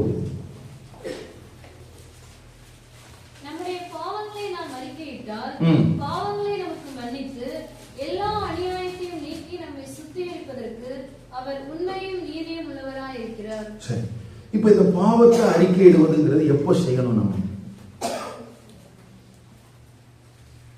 எப்ப செய்யணும்? பொதுவா நம்ம எப்படி செய்வோம் அப்படின்னா, நம்ம ரொம்ப தேவையான ஒரு நேரத்தில் ஜெபிக்கிறோம்னு வச்சுக்கோங்களேன். அதாவது நம்ம ஜெபத்திலே நிறைய வித்தியாசம் இருக்கு. நமக்கு ரொம்ப எசென்ஷியல் அப்படின்னா அந்த நேரத்தில் நம்ம ஜெபிக்கிறது வேற மாதிரி இருக்கும். அப்போ முழங்கால் போட முடியலனாலும் நம்ம முழங்கால் போட்டுருவோம். அப்போ கையை தூக்க முடியலன்னா நினைச்சிடுவோம், கை தூக்கிடுவோம். அதே இது கொஞ்சம் நல்ல காரியத்துக்காக தான் இப்போ ஆண்டவருக்கு ஜெபிக்க போறோம்னா, நல்ல சோஃபாவில் உட்காந்து நல்ல காலுக்கு மேலே காலெல்லாம் வச்சு நல்ல ஒரு கம்ஃபர்ட் ஜோன்ல உட்காந்து என்ன செய்வோம்? ஜெபிப்போம். இந்த ஜெபிக்கிற முறைமையிலேயே வித்தியாசம் இருக்குது. நம்ம பொதுவா எங்க பாவ அறிக்கை பண்ணுவோம்னா, ஆண்டவர் ஏதாவது நம்ம வாழ்க்கையில பண்ணிடுவாரோன்னு பயம் வரும் பார்த்தீங்களா? அப்பதான் நமக்கு என்ன வரும்? கம்யூனியன் நேரத்தில் நமக்கு என்ன பயம் இருக்கும்? ஏன்னா வசனம் வாசிக்கும் போதே உங்களில் சிலர் நித்திரை அடைந்திருக்கிறார்கள், பலவீனப்பட்டிருக்கிறார்கள் அப்படின்னு உடனே நமக்குள்ள ஆட்டோமேட்டிக்கா ஒரு பயம் வரும். ஐயோ, நமக்கு என்ன வந்துடக்கூடாது, ஏற்கனவே இருக்கிற வியாதியோட ஒன்றும் பண்ண முடியல, இன்னும் பலவீனமா அப்படிங்கிறதுல நம்ம மனசார சொல்லுவோம், ஆண்டவரே என் பாவங்களை நான் நினைச்சிருக்கேன், மன்னிச்சிருக்கேன். ஆனா இந்த பாவ அறிக்கை பண்றதை குறித்து நம்ம மற்றவங்க தெரிஞ்சிடக்கூடாது அப்படிங்கிற ஒரு எண்ணம் பொதுவா சபைக்குள்ள இருக்குது. அதனால ஜனங்கள் பொதுவா என்ன நினைக்கிறாங்கன்னா, இவங்கெல்லாம் பாவமே செய்ய மாட்டாங்க போல் இருக்கு, இவங்கெல்லாம் பாவமே செய்ய மாட்டாங்க போல் இருக்கு, இவங்கெல்லாம் நல்ல பரிசுத்தமா வாழ்றாங்க போல் இருக்கு, நான் மட்டும்தான் இப்படி இருக்கிறேன் அப்படிங்கிற எண்ணத்திலேயே சபைக்குள்ள வந்துட்டு நிறைய பேர் தடுமாறிட்டு இருக்கிறாங்க. உங்களுக்கு ஒன்று சொல்ல விரும்புறேன், நான் செய்த பாவத்தை மன்னித்து என்னை நீதிமானாக்கி இருக்கிறாரு. நீதிமானாக்கப்பட்டிருக்கிற என் வாழ்க்கையில நான் விடுவிக்கப்பட வேண்டிய ஒரு பிரதானமான பாவ இயல்பு இருக்குது. அது யார் கூட தான் இருக்குது? என் கூட தான் இருக்குது. அந்த பாவ இயல்பு எந்த நேரத்திலையும் எனக்குள்ள இருந்து வெளிப்படலாம். அது என்ன பண்ணுது, என்ன செய்யுது அப்படிங்கறதெல்லாம் என்னால கெஸ் பண்ண முடியாது, எல்லாத்தையும் நான் கணிச்சு பார்க்க முடியாது. அதனால நான் என்ன செய்யணும்? எப்பொழுது கர்த்தருடைய சமூகத்தில் வந்தாலும் உங்களுடைய ரத்தத்தினால் என்னை கழுவும், என்னை பரிசுத்தமாக்கும் என்று நாம் நம்மை அறிக்கையிடுவது மிக முக்கியமானது. ஏன்னா நமக்குள்ள ஒரு எக்ஸ்ட்ரீம் லெவல் என்ன போகும்னு பாத்தீங்கன்னா, நான் என்ன தப்பு பண்ணிட்டேன், நல்லா தான் இருக்கிறேன். அதாவது பரிசுத்தமாய் வாழுகிறவர்களுக்குள்ளே காணப்படுகிற பெருமை என்று சொல்வார்கள். இது என்ன பெருமை? நான் பரிசுத்தமா தானே வாழ்றேன் அப்படிங்கிறதே நமக்குள்ள எப்படி வந்துடும்? பெருமைங்கிறது என்னது? ஆமா, பாவம். ஆனா நமக்குள்ள அதுவே என்னவா இருக்கும்? ஒரு பெரியதா இருக்கும். அப்போ என்னுடைய எண்ணத்துக்கும் என்னுடைய சிந்தனைக்கும் சில விஷயங்கள் எட்டுச்சோ புரிஞ்சதோ புரியலையோ தெரியல. ஆனா நான் கர்த்தருடைய சமூகத்தில் வரும்போது அவருடைய இரத்தத்தினாலே கழுவப்படுவதற்கு நான் என்னை முற்றிலுமாக அர்ப்பணிக்க வேண்டியது அவசியம். ஏன்னா என்னதான் நான் பரிசுத்தமாக்கப்பட்டாலும், என்னதான் நான் தேவனுடைய சித்தத்தின்படியான காரியங்கள்ல நான் ஈடுபட்டாலும், இந்த உலகத்துல இருக்கிற வரைக்கும் இந்த பாவ இயல்பு எனக்குள்ள முற்றிலுமாக அழிக்கப்படவே இல்லை. அது எப்படிதான் இருக்குது? பாவ இயல்பா தான் இருக்குது. என்ன நடக்குது? நான் அதை மேற்கொள்வதற்கான பலத்தையும் சத்துவத்தையும் ஆண்டவர் தருகிறார். அது முற்றிலுமாக என்னை விட்டு அகற்றப்படுகிறது இல்லை. அது எப்பொழுது அகற்றப்படுகிறது என்றால், ஒன்று சபை எடுத்துக்கொள்ளப்பட வேண்டும் அல்லது நான் அவரிடத்துக்கு போக வேண்டும். அது வரைக்கும் இந்த பாவ இயல்போடு எனக்கு என்ன உண்டு? போராட்டம் உண்டு. என் சிந்தையில போராட்டம் உண்டு. அப்ப ரட்சிக்கப்பட்டாச்சு, ஞானஸ்நானம் பெற்றாச்சு, இனி உடனே இயேசு கிறிஸ்துவ ரொம்ப பரிசுத்தமா வாழ்ந்துட முடியுமா? வாழ முடியும். வாழுவதற்கான வாய்ப்புகள் அருளப்பட்டிருக்கிறது. ஆனா அங்க என்ன செய்ய முடியும் அப்படின்னா, நம்ம வாழ்க்கையிலேயும் தடுமாற்றங்கள் வருவதற்கு என்ன இருக்குது? சிந்தையில எனக்குள்ள போராடுகிற அந்த போராட்டம், ஒரு பக்கத்துல பாவம், இன்னொரு பக்கத்துல சத்தியம், இதுல எதுக்கு நான் இடம் கொடுக்கிறது, எதுக்கு முக்கியத்துவம் கொடுக்கிறது தெரியாம நான் தடுமாறும் போது சில நேரத்தில் பாவம் என்னை மேற்கொண்டு விடுகிறது. நான் விழுந்து விடுகிறேன். ஆனா என்னன்னா, ஒரு நம்பிக்கை இருக்கிறது. தேவன் என்னை இன்னமும் பரிசுத்தமாக்குவதற்கு வல்லமையுள்ளவராக இருக்கிறார். அவர் உண்மையுள்ளவராக இருக்கிறார். அவர் நீதி உள்ள தேவனாக இருக்கிறார். அப்போ அந்த நம்பிக்கையில மனம் திரும்புவதற்கு நாம் உடனடியாக இடம் கொடுக்க வேண்டும். வெள்ளிக்கிழமையில கூட சொன்னேன், பாவம் செய்வதற்கு வேதம் நமக்கு அனுமதி கொடுக்கவில்லை, ஆனால் மனம் திரும்புவதற்கு எல்லா நேரத்திலும் நம்மை உற்சாகப்படுத்துகிறது. இந்த வார்த்தை ரொம்ப முக்கியம். என்ன சொன்னேன்? பாவம் செய்வதற்கு வேதம் அனுமதி கொடுக்கவில்லை, மாறாக மனம் திரும்புவதற்கு நம்ம எல்லா நேரத்திலும் என்ன செய்கிறது? உற்சாகப்படுத்து. அப்ப மனம் திரும்புவதற்கு என்ன உற்சாகப்படுத்துகிறதுங்கிறதுனால பாவம் செய்யலாம்னு நினைக்க கூடாது. அதை நம்ம என்ன செய்யக்கூடாது? தப்பா எடுக்க கூடாது. இப்போ ஒரு தாய் தகப்பன் பெற்றோர் வீட்டெல்லாம் பூட்டிட்டு படுக்க போறாங்க, பிள்ளை அப்பதான் ராத்திரி 12 மணிக்கு வருது, என்ன செய்வாங்க? கதவை திறக்காமலே வெளியில நிற்க வச்சு 2 சத்தத்தை போட்டு என்ன பண்றது, வா உள்ள வந்து படுன்னு சொல்லுவாங்க. அப்படின்னா என்ன அர்த்தம்னா, நீ மனம் பொருந்தி இனி உன் வாழ்க்கையில் அந்த தவறை செய்ய மாட்ட அப்படிங்கிற எண்ணத்தோட உன் பெற்றோர் உன்னை என்ன செஞ்சுக்கிட்டாங்க? ஏற்றுக்கொண்டாங்க. பிள்ளை எப்படி நினைக்க கூடாது? 12 மணிக்கு போனாலும் எங்க அப்பா திட்டிட்டு திறந்துடுவார் நினைக்க கூடாது. அப்படி இருந்தால் ஒரு நாள் என்ன செய்யவே செய்யாது, திருந்தவே செய்யாது. நம்ம எல்லாம் அந்த கேட்டகரி. நம்ம என்ன நினைக்கிறோம்னா, என்ன 4 திட்டுவார், பிறகு ஆண்டவர் சேர்த்துக்குவார், எங்க போக போறாரு இல்ல. அதனாலதான் நான் துவக்கத்திலே சொன்னேன், எல்லா காலத்திலும் நமக்கான வாய்ப்புகள் அப்படி கிடைக்குமா என்று சொல்லவே முடியாது. அப்போ ஓல்ட் டெஸ்டமென்ட்லயும் சரி, நியூ டெஸ்டமென்ட்லயும் சரி, கர்த்தருடைய வேத வசனத்தை நம்ம விசுவாசிச்சோம்னா நம்முடைய பாவங்களை நான் என்ன செய்யணும்?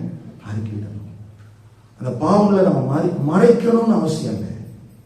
ஏன்னா யாக்கோபு நிருபத்துல சபை மூப்பர்களை வரவழைப்பானாக அல்லது சகோதரர்களுக்குள்ள என்ன செய்ய சொல்லியிருக்குது? என்ன செய்ய சொல்லியிருக்குது? ஒருவருக்கொருவர். இதெல்லாம் நமக்கு இருக்குதா? நம்மளை நம்பி யாராவது வந்து அப்படி சொல்ல முடியுமா? ஏன் தெரியுமா? நமக்கு நம்மள பிசாசு வந்து கோல் சொல்றானோ வச்சிருக்கான். உங்களை நம்பி ஒருத்தர் கூட வர முடியாது. அங்க எப்படி எழுதி பாருங்க, உங்களில் ஒருவன் வியாதிப்பட்டால் அவன் சபை மூப்பர்களை வரவழைப்பானாக, அவர்கள் கர்த்தருடைய நாமத்தினாலே அவனுக்கு எண்ணெய் பூசி அவனுக்காக ஜெபம் பண்ண கடவர்கள். 16ஆம் வசனத்துல, நீங்கள் சொஸ்தமடையும்படிக்கு உங்கள் குற்றங்களை ஒருவருக்கு ஒருவர் அறிக்கையிட்டு ஒருவருக்காக ஒருவர் ஜெபம் பண்ணுங்கள், நீதிமான் செய்யும் ஊக்கமான வேண்டுதல் மிகவும். யோசிச்சு பாருங்களேன். இப்ப எனக்குள்ள ரொம்ப தடுமாற்றமா இருக்கு அப்படின்னு சொல்லிட்டு நான் ஒருத்தரை தேடி போய் நம்ம 2 பேரும் சேர்ந்து ஜெபம் பண்ணுவோம் அப்படின்னு சொன்னா நான் என்னுடைய காரியங்களை திறந்து பேச முடியுமா? சில நேரத்துல உபவாச ஜெபத்திலேயே என்னால ஜெப குறிப்பு சொல்ல முடிய மாட்டேங்குது.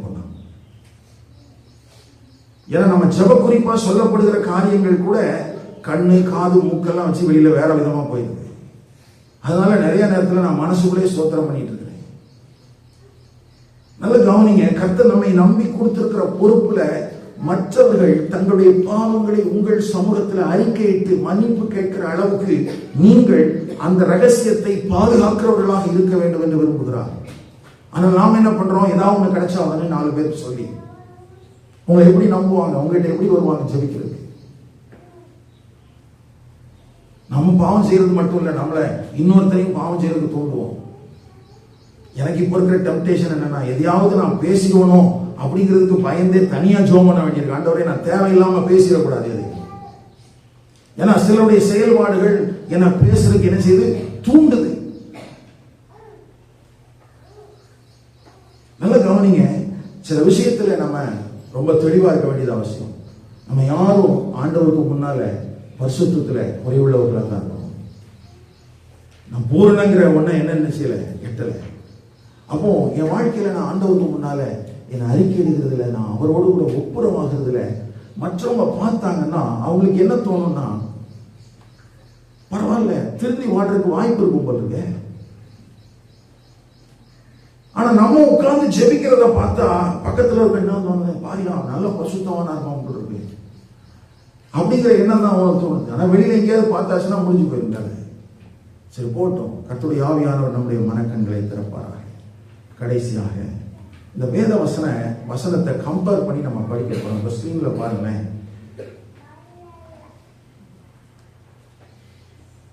எபேசியர்ல இருந்தும் கொலோசியர்ல இருந்தும் அந்த வேத வசனங்கள் பட்டியலிடப்பட்டிருக்கிறது. எபேசியர்ல என்ன போட்டிருக்கு? Be filled இங்கே கர்த்தருடைய வசனம் உங்களுக்குள்ளே பரிபூரணமாய் வசமாய் இருக்கிறது. இந்த ரெண்டும் கட்டளை. இந்த ரெண்டும் என்னது? கட்டளை. எபேசியர் 5:18 பரிசுத்த ஆவியினால் நிரப்பப்படுங்கள் என்பது என்னது? கட்டளை. அது ஆப்ஷன் அல்ல. வேணும்னா நீங்க அந்த டெனாமினேஷனை சார்ந்தவங்க, அதனால எங்களுக்கு பரிசுத்த ஆவியினால் நிரப்பப்படுதல் தேவையில்லைன்னு சொல்லக்கூடாது. இயேசு கிறிஸ்துவை பின்பற்றுகிற ஒவ்வொருவரும் இந்த வார்த்தைக்கு என்ன செய்யணும்? கீழ்ப்படியணும். அதே மாதிரி வேத வசனம் நமக்குள்ள பரிபூர்ணமா என்ன செய்யணுமா? வாசமா இருக்கணுமா? இதுக்கு நம்ம என்ன செய்யணும்? சங்கீதம், ஞான பாட்டு, கீர்த்தனைகள், இதெல்லாம் இருதயத்தின் ஆழத்திலிருந்து நம்ம என்ன செய்யணுமா? பாடணும். அப்ப நான் பாடுற பாட்டு, நான் பாடுற ஞான பாட்டு, இதெல்லாம் எனக்குள்ள என்னத்தை தூண்டணும் அல்லது எங்க நான் கொண்டு போகப்படணும் அப்படின்னா, ஆண்டவர் எனக்கு செய்திருக்கிற நன்மைகளை நினைத்து பிதாவாகிய தேவனை ஸ்தோத்திரிப்பதற்கும் அவர் எதிர்பார்க்கிற விதத்துல நான் வாழ்வதற்கு என்னை அர்ப்பணிக்கிறதுக்குமாக அது தூண்ட வேண்டும்.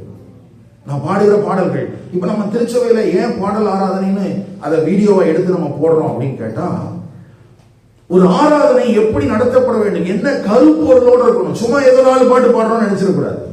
முதல்ல பாடப்படுகிற பாடல், இரண்டாவது பாடப்படுகிற பாடல், கடைசியா நம்ம முடிக்கும் போது எப்படி முடிக்கிறோம் அப்படிங்கறத நீங்க பாத்தீங்கன்னா, இந்த வேத வசனங்களுக்கு ஏற்றார் போல நாம் ஒருவருக்கு ஒருவர் புத்தி சொல்லி நாம் என்ன செய்யறோம்? தேவனாகிய கர்த்தரை ஸ்தோத்திரித்து அவர் எப்படி வாழ விரும்புகிறாரோ அப்படி வாழ்வதற்கு நம்ம என்ன செய்யறோம்? கடைசியா ஒப்படைக்கிறோம். அதனாலதான் நம்முடைய ஆராதனுடைய முடிவுல எல்லாமே அர்ப்பணத்தில் முடியக்கூடிய பாடல்களை பாடுறோம்.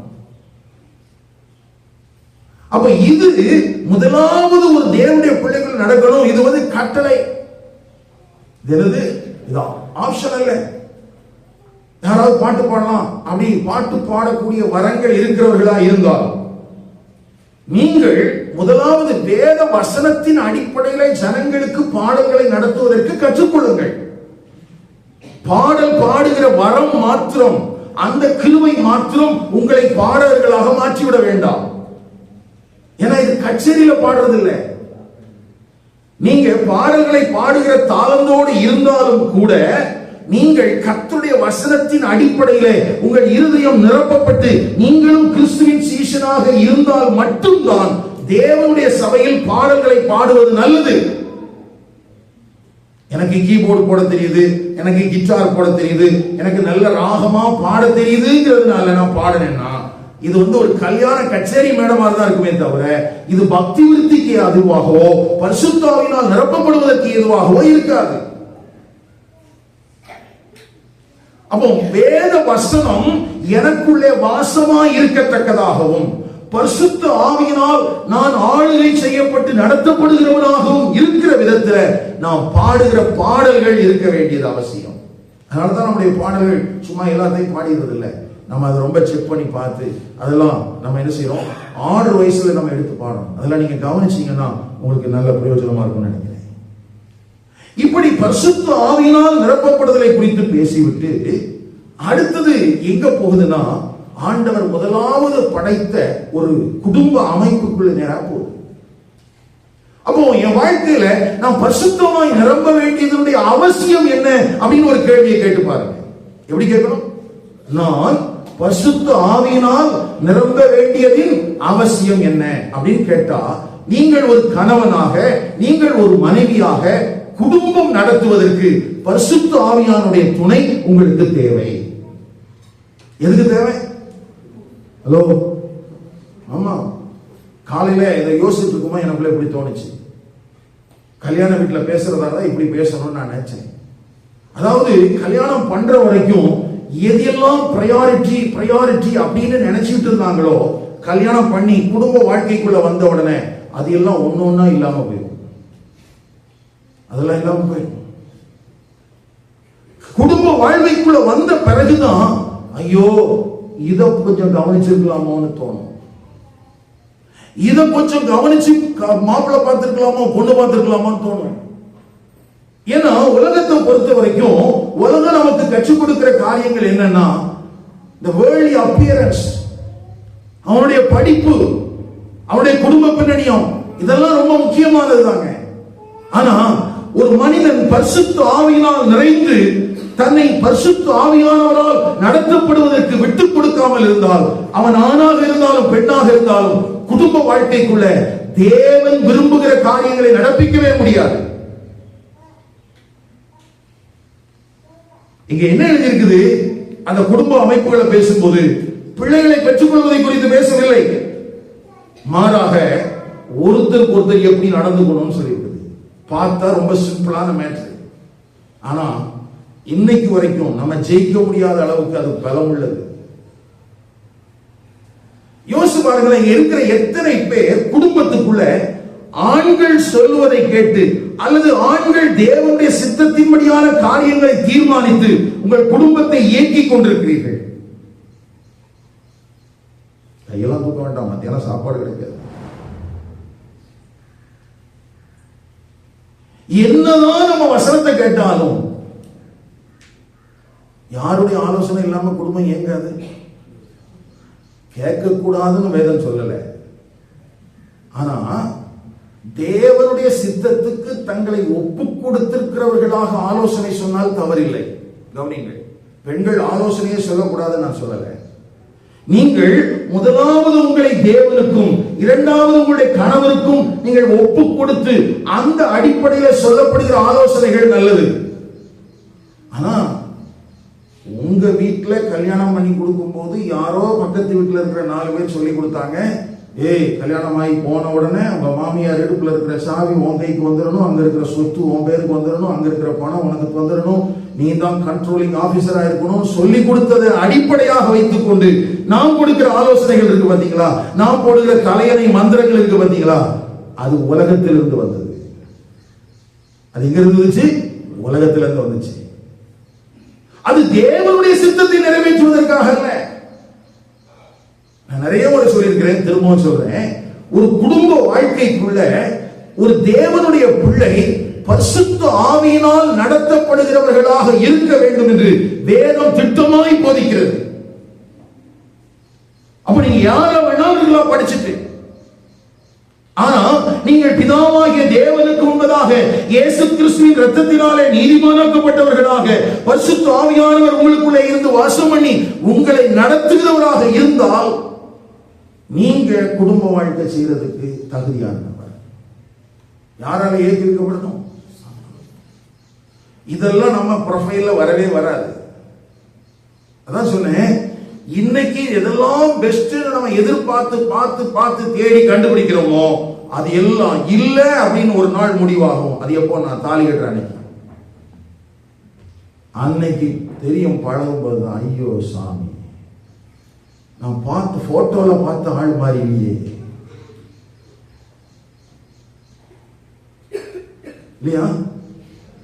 அதுல ஒவ்வொரு நாளும் எனக்கு என்ன வெட்டு முதல்ல விழும்னா, நான் எதிர்பார்த்த காரியங்கள் ஒன்னும் இங்க பிரயோஜனமா இருக்காதுன்னு தெரியும். திருமணமானவர்கள் சிரிக்கிறீர்கள், நீங்க வெளியே சொல்ல மாட்டீங்க. ஏன்னா உங்களுக்குள்ள பெரிய எண்ணம்னா, நான் மட்டும் இந்த கஷ்டப்பட்டா பார்த்தாது, எல்லாரும் என்ன செய்யுங்க, கஷ்டப்படுங்க. வாலிபர்களுக்கும் என்ன தோணுதுன்னா, இவங்க என்னவோ கஷ்டம் கஷ்டங்கிறாங்க, பார்த்துலாதீங்க அப்படின்னு பண்றாங்க. பண்ணி முடிச்சோன்னே ஐயோ கொஞ்சம் லேட் பண்ணி இருந்திருக்கலாமோ. சரி, எப்படியா இருந்தாலும் இங்க குடும்பத்துக்குள்ள கணவனா இருந்தா, மனைவியா இருந்தா, பிள்ளையா இருந்தா நம்ம என்ன செய்யணும்னு கட்டளையாக கொடுக்கப்பட்டிருக்கு. என்ன கொடுக்கப்பட்டிருக்கு? கட்டளை, ஆப்ஷன் அல்ல. நீங்க சப்மிட் பண்ணணும். உங்களுக்கு ஒருத்தருக்கு ஒருத்தர் எப்படி இருக்கணுமா? அங்க என்ன இருக்கு? தமிழ் பைபிள் எப்படி இருக்குது? தெய்வ பயத்தோடு ஒருவருக்கொருவர் கீழ்ப்படிந்திருங்கள். தெய்வ பயத்தோடு. ஐயா, ஒரு கணவன் ஒரு மனைவி ஒருத்தருக்கு ஒருத்தர் கீழ்ப்படியணுமா? அப்படின்னா இந்த இடத்துல கணவன் பேசலாம், மனைவியும் பேசலாம். 2 பேரும் தெய்வ பயத்தோடு பேசிக்கொள்கிற காரியங்களுக்கு 2 பேருமே கீழ்ப்படிஞ்சு நடக்கணும். 2 பேருமே என்ன செய்யணும்? கீழ்ப்படிஞ்சு நடக்கணும். முதல்ல இதை பேசிட்டார் ஆண்டவர். அப்ப யாரு பெரியவங்கிறது பிரச்சனை கிடையாதுங்க. இங்க என்னன்னா, தெய்வ பயத்தோடு இந்த குடும்ப வாழ்க்கையை நம்ம வாழ ஆரம்பிக்கணும். 2வது, மனைவிகளை பார்த்து சொல்றாரு, நீங்கள் கர்த்தருக்கு கீழ்ப்படிகிறது போல. அப்படின்னா ஏற்கனவே நீ தனிப்பட்ட விதத்திலே தேவனுடைய வார்த்தைகளுக்கு கீழ்ப்படிந்து பழகி இருக்க வேண்டும். அந்த பழக்கம் உனக்கு என்ன செய்யணும்? இருக்கணும். அப்போ ஒண்ணு, தனிப்பட்ட விதத்துல மனைவியானவள் தேவனுக்கு கீழ்ப்படிந்திருக்கிறாள். 2, குடும்பத்துக்குள்ள கணவன் மனைவியாக இணைந்து செயல்படுவதற்கு தன்னை ஒப்பு கொடுத்திருக்கிறார், அங்கேயும் கீழ்ப்படிதல் அடைக்கும். அதுக்கு பிறகு 3வது, உங்கள் சொந்த புருஷருக்கு என்ன செய்யுங்க. அப்ப சொந்த புருஷருக்கு கீழ்ப்படிவது எப்போ சாத்தியம்னா, அதுக்கு முன்னால 2 காரியம் நடந்திருக்கணும். ஒண்ணு, யாருக்கு கீழ்ப்படிந்திருக்கணும்? கர்த்தருடைய வார்த்தைக்கு கீழ்ப்படிந்திருக்கணும். அது பிராக்டிஸ்ல இருக்கிற ஒரு நபர், குடும்பத்துக்குள்ள கணவன் மனைவிக்குள்ள ஒருத்தருக்கு ஒருத்தர் சப்மிட் பண்ணி வாழ்றாங்க, அந்த சப்மிஷன்லயும் அவங்களுக்குள்ள கீழ்ப்படிதல் வருது. அதுக்கு பிறகுதான் 3வது, யாருக்கு கீழ்ப்படியணுமா? இப்போ ஆண்களுக்கு தெரிஞ்சிருக்கும், ஏன் எங்க வீட்டு அம்மா எல்லாம் கீழ்ப்படிய மாட்டேங்கிறாங்க அப்படின்னு. பெண்கள் உங்களுக்கும் தெரிஞ்சிருக்கும், நம்ம ஏன் கீழ்ப்படியறது இல்லை. ஏன்னா நம்ம யாருக்கே கீழ்ப்படியறது இல்லை, கர்த்தருக்கே கீழ்ப்படியறது இல்லை, கட்டுனவனுக்கு கீழ்ப்படிய போறோம். உண்மைதானே? யாருக்கே கீழ்ப்படியறது இல்லை, அவருக்கே கீழ்ப்படியறது இல்லை. நம்ம கேட்கிற வசனத்தின் அடிப்படையில எப்படி வாழ வேண்டும் என்று நமக்கு போதிக்கப்படும் போது நிச்சயமா ஒரு கர்த்தருக்கு பயப்படுகிற பயத்தோடு நான் வாழ வேண்டிய விதத்தை நான் கற்றுக்கொள்கிறேன். ஆனா நான் அதை பிராக்டிஸ் பண்றதே இல்லை. நோட்ல எழுதி வைக்கிறேன் அல்லது மனசுல வச்சிருக்கிறேன், ஆனா அதை என் வாழ்க்கையில செயல்படுத்துறது இல்லை. அடுத்தது, பெற்றோர் பிள்ளைகளுக்கு நடுவில் பிள்ளைகள் என்ன பண்ணணுமா? நீங்கள் கர்த்தருக்குள் என்ன செய்யுங்க? கீழ்ப்படியுங்கள். பிள்ளைகளை கவனிக்கிறீங்களா? Obey your parents. எப்படியாவது சாத்தியமாகும்? பிள்ளை எப்படி உடனே கீழ்ப்படியும்? நீதிமொழிகளை வாசிக்கிறோம், பிள்ளைகளின் நெஞ்சிலே மதியினம் ஒட்டி இருக்கும், அத பெரம்பல தான் அகற்ற முடியும். அப்ப பெரம்பல அகற்ற முடியக்கூடிய ஒரு நபர்கிட்ட வந்துட்டு கர்த்தருக்குள்ள கீழ்ப்படின்னு சொன்னா எப்படி கீழ்ப்படிய முடியும்? அப்ப அவனும் பரிசுத்த ஆவியினால நிரப்பப்பட்டவனா தான் இருப்பான். பிள்ளைகளும் அப்படிதான் இருக்கணும். அப்பதான் அவனுக்கு கீழ்ப்படியும். எது கர்த்தருக்கானது, எது உலகத்துக்கானதுன்னு அவனுக்கு தனிப்பட்ட விதத்துல தேவ சித்தம் செய்து பழகல, இது தேவனுடைய நடத்திப்புன்னு எனக்கு புரியல அப்படின்னா நம்ம என்ன புள்ள வளர்க்கணும்?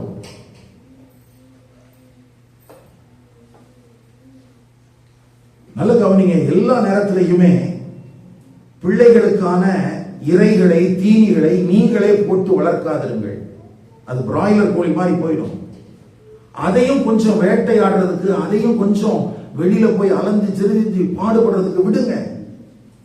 அவங்களுக்கும் கஷ்டம்னா என்னன்னு தெரியணும், அவங்களுக்கும் நான் பணம்னா என்னன்னு தெரியணும், அவங்களுக்கும் ஒரு மனுஷ சப்போர்ட்னா என்னன்னு தெரியணும். எல்லாத்துக்கும் கூட போய் நின்றுட்டு இருக்காதீங்க, கொஞ்சம் தனியா விட்டு பழகுங்க.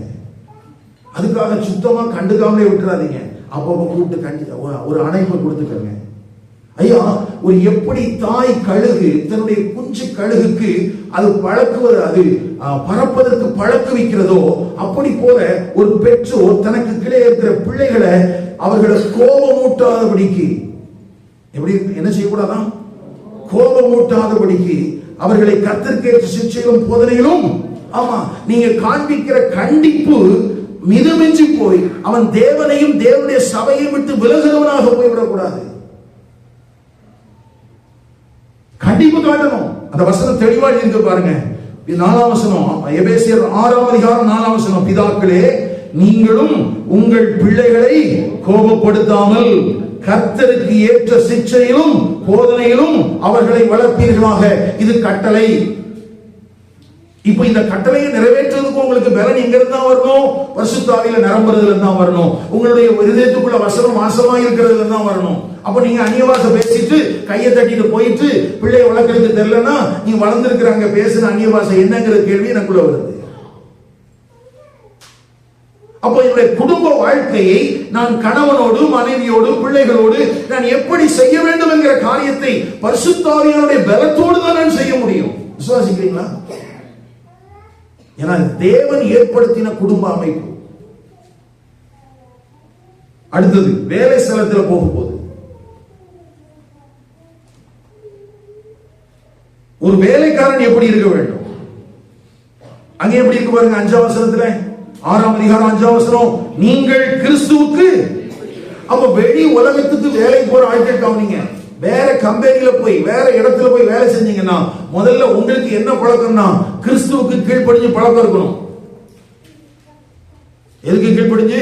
அதாவது மற்றவங்க கிட்ட சம்பளம் வாங்குற வேலையை செய்யக்கூடிய நபர்கள் யாராக இருந்தாலும் நீங்கள் யாருக்கு கீழ்ப்படியணும்? முதல்ல கிறிஸ்துவுக்கு கீழ்ப்படிஞ்சிருந்தா அதே மாதிரி யாருக்கும் கீழ்ப்படியணுமா?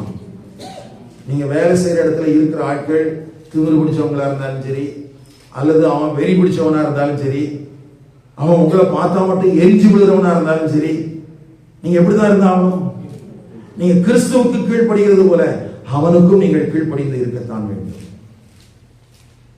அப்போ என் பரிசுத்த ஆவியினால நிரம்பின அந்த பலம் தான் என்ன ஒரு கடுமையான ஒரு சூழலுக்குள்ள கடுமையான மனிதர்களுக்கு மத்தியில என்னை கீழ்ப்படியவும் சாட்சியாகவும் வாழ வைக்குது. நான் ஊழியத்துக்கு வர்றதுக்கு முன்னாலேயும் சரி, ஊழியத்துக்கு வந்த பிறகும் சரி, எனக்கு கிடைத்த எஜமான்கள் எல்லாருமே ரொம்ப கரடுமுரடான ஆட்கள் தான். என்னுடைய ரத்தத்தினுடைய கடைசி துளிகளும் போகிற அளவுக்கு என்ன புழிஞ்சிருக்கிறாங்க.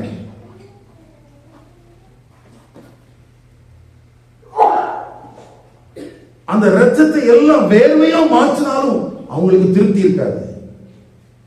ஆனா ஒண்ணு, அந்த நெருக்கடியான காலகட்டங்கள்ல கர்த்தர் எனக்கு கற்றுக் கொடுத்த காரியம் என்னன்னா, நீ என்ன எவ்வளவு புழிஞ்சாலும் ஆண்டவர் என் மேல வச்சிருக்கிற நோக்கத்தை ஒருத்தரும் மாற்ற முடியாதுங்கிற புரிதல் மட்டும் எனக்கு இருந்துச்சு.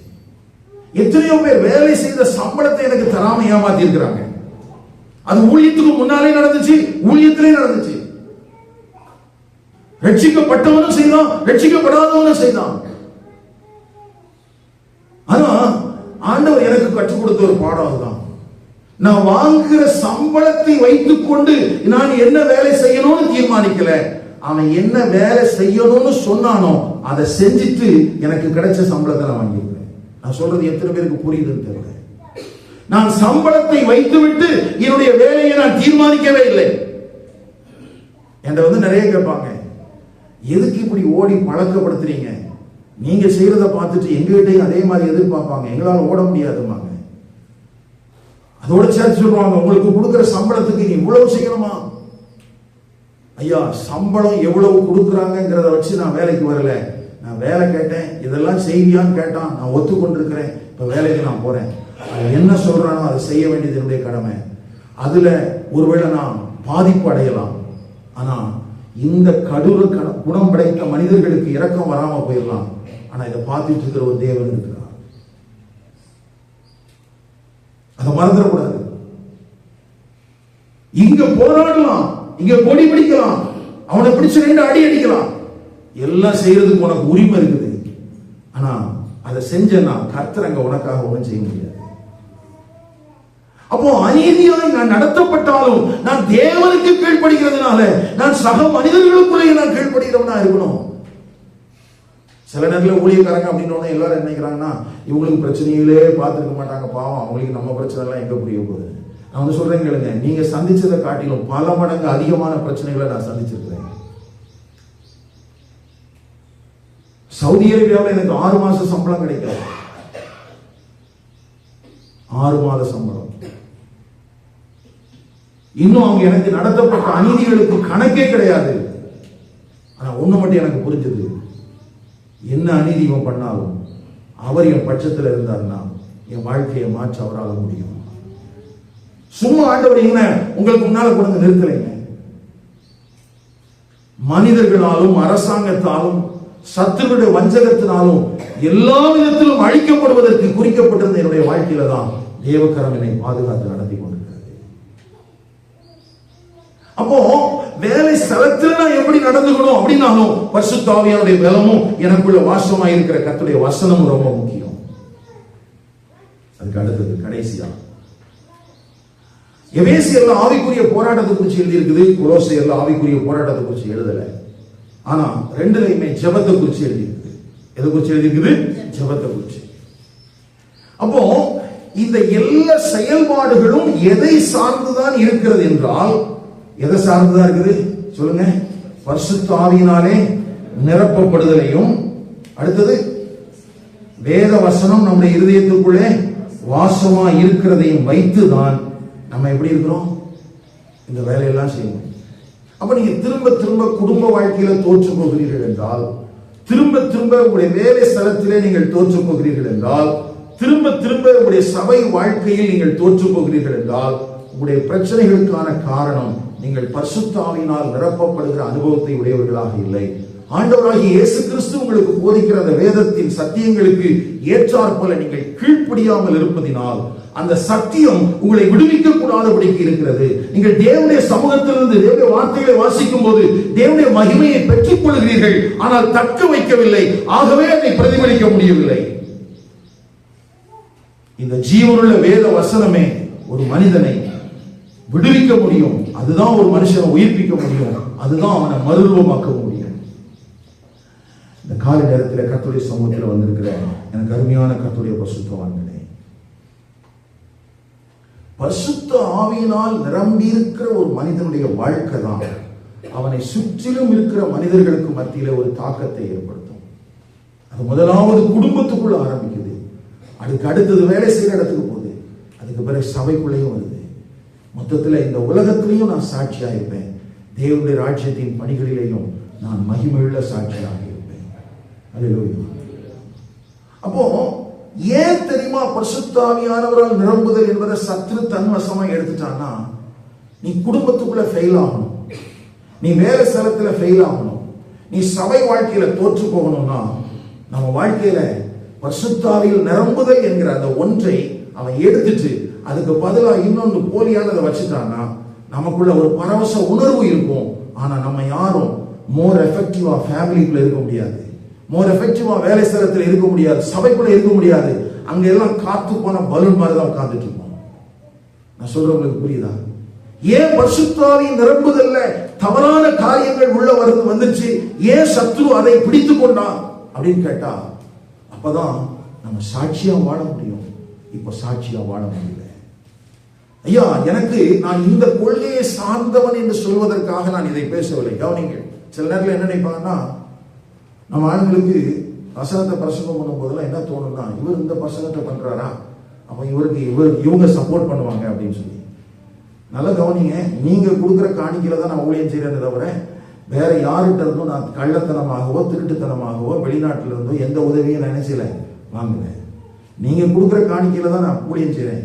யாரும் எனக்கு இதை போதேன்னு சொல்லி யாரும் சொல்லல. எனக்கு இதை நான் தப்புன்னு நான் சொல்றதுக்கு காரணம் என்னன்னா, ரிசல்ட் இல்லைங்கிறதுனால. இது சரின்னு சொன்னா என் வாழ்க்கையில என்ன விளைவுகளை ஏற்படுத்தி இருக்கணும். அப்ப உன்னை இமிட்டேட் பண்ணக்கூடிய வஞ்சகத்தை சத்ரு எல்லா காலத்திலும் செய்கிறவன். வேதத்துல பாருங்க, எல்லாத்தையுமே இமிட்டேட் பண்ணி வச்சிருக்கான். சபைக்கு போலியான சபை இருக்கிறது, சபையின் அப்போஸ்தலர்களுக்கு போலியான அப்போஸ்தலர்கள் இருக்கிறார்கள், தீர்க்கதரிசிகளுக்கு போலியான தீர்க்கதரிசிகள் இருக்கிறார்கள், கள்ள ஊழியர்கள் இருக்கிறார்கள், கள்ள போதகர்கள் இருக்கிறார்கள். ஏன் கிறிஸ்துவுக்கே போலியான கிறிஸ்துவை வைத்திருக்கிறார்.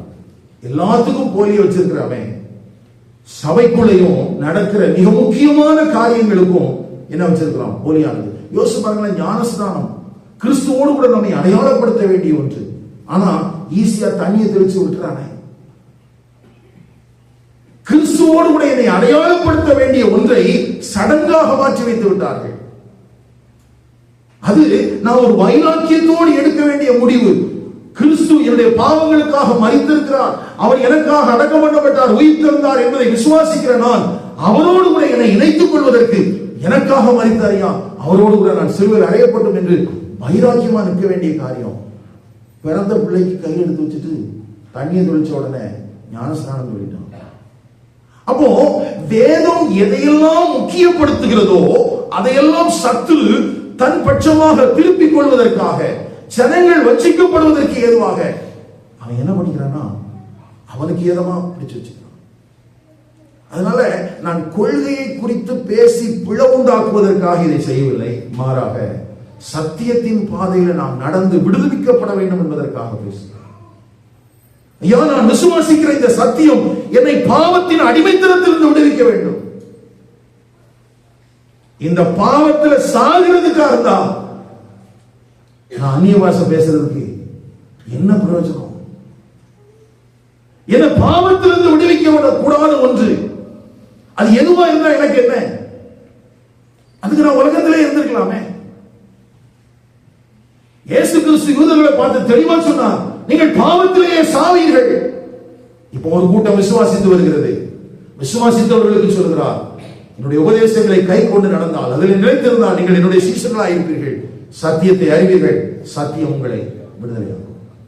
அப்ப சீஷனாக இருக்கிறவன் பாவத்தினுடைய அந்த வல்லமையிலிருந்து விடுவிக்கப்பட்டவனாக இருப்பான். அதற்கு வேத வசனமும் பரிசுத்த ஆவியானவரும் அவனுக்கு துணை செய்கிறார்கள். அதற்காகவே தேவனுடைய கிருபையும் அளிக்கப்படுகிறது. அப்போ என் வாழ்க்கையில நான் சபை கூடி வருதலுக்குள்ள வரும்போது, நான் கர்த்தரோட இணைஞ்சு நடக்கிற காரியங்கள் வர வர என் வாழ்க்கையில நான் பிடிச்சு வச்சிருக்கிற இருளின் வல்லமையிலிருந்து நான் விடுவிக்கப்பட்டு கொண்டே இருக்கிறேன். அதை ஒவ்வொருத்தரும் அனுபவிக்கணும். விசுவாசிக்கிறீங்களா? அனுபவிக்கணும், வாஞ்சிக்கிறீங்களா? என்ன செய்யணும்? வசனத்தை வாசிக்கிறதும் கேட்கிறதும் மட்டும் இல்லை, அதன்படி நாம் நடப்பதற்கு நம்மை அர்ப்பணிக்கிறதுலையும் நாம் கவனமாக இருக்க வேண்டும். தடுமாற்றங்கள் வரும் ஐயா, தடுமாற்றங்கள் வரலாம்.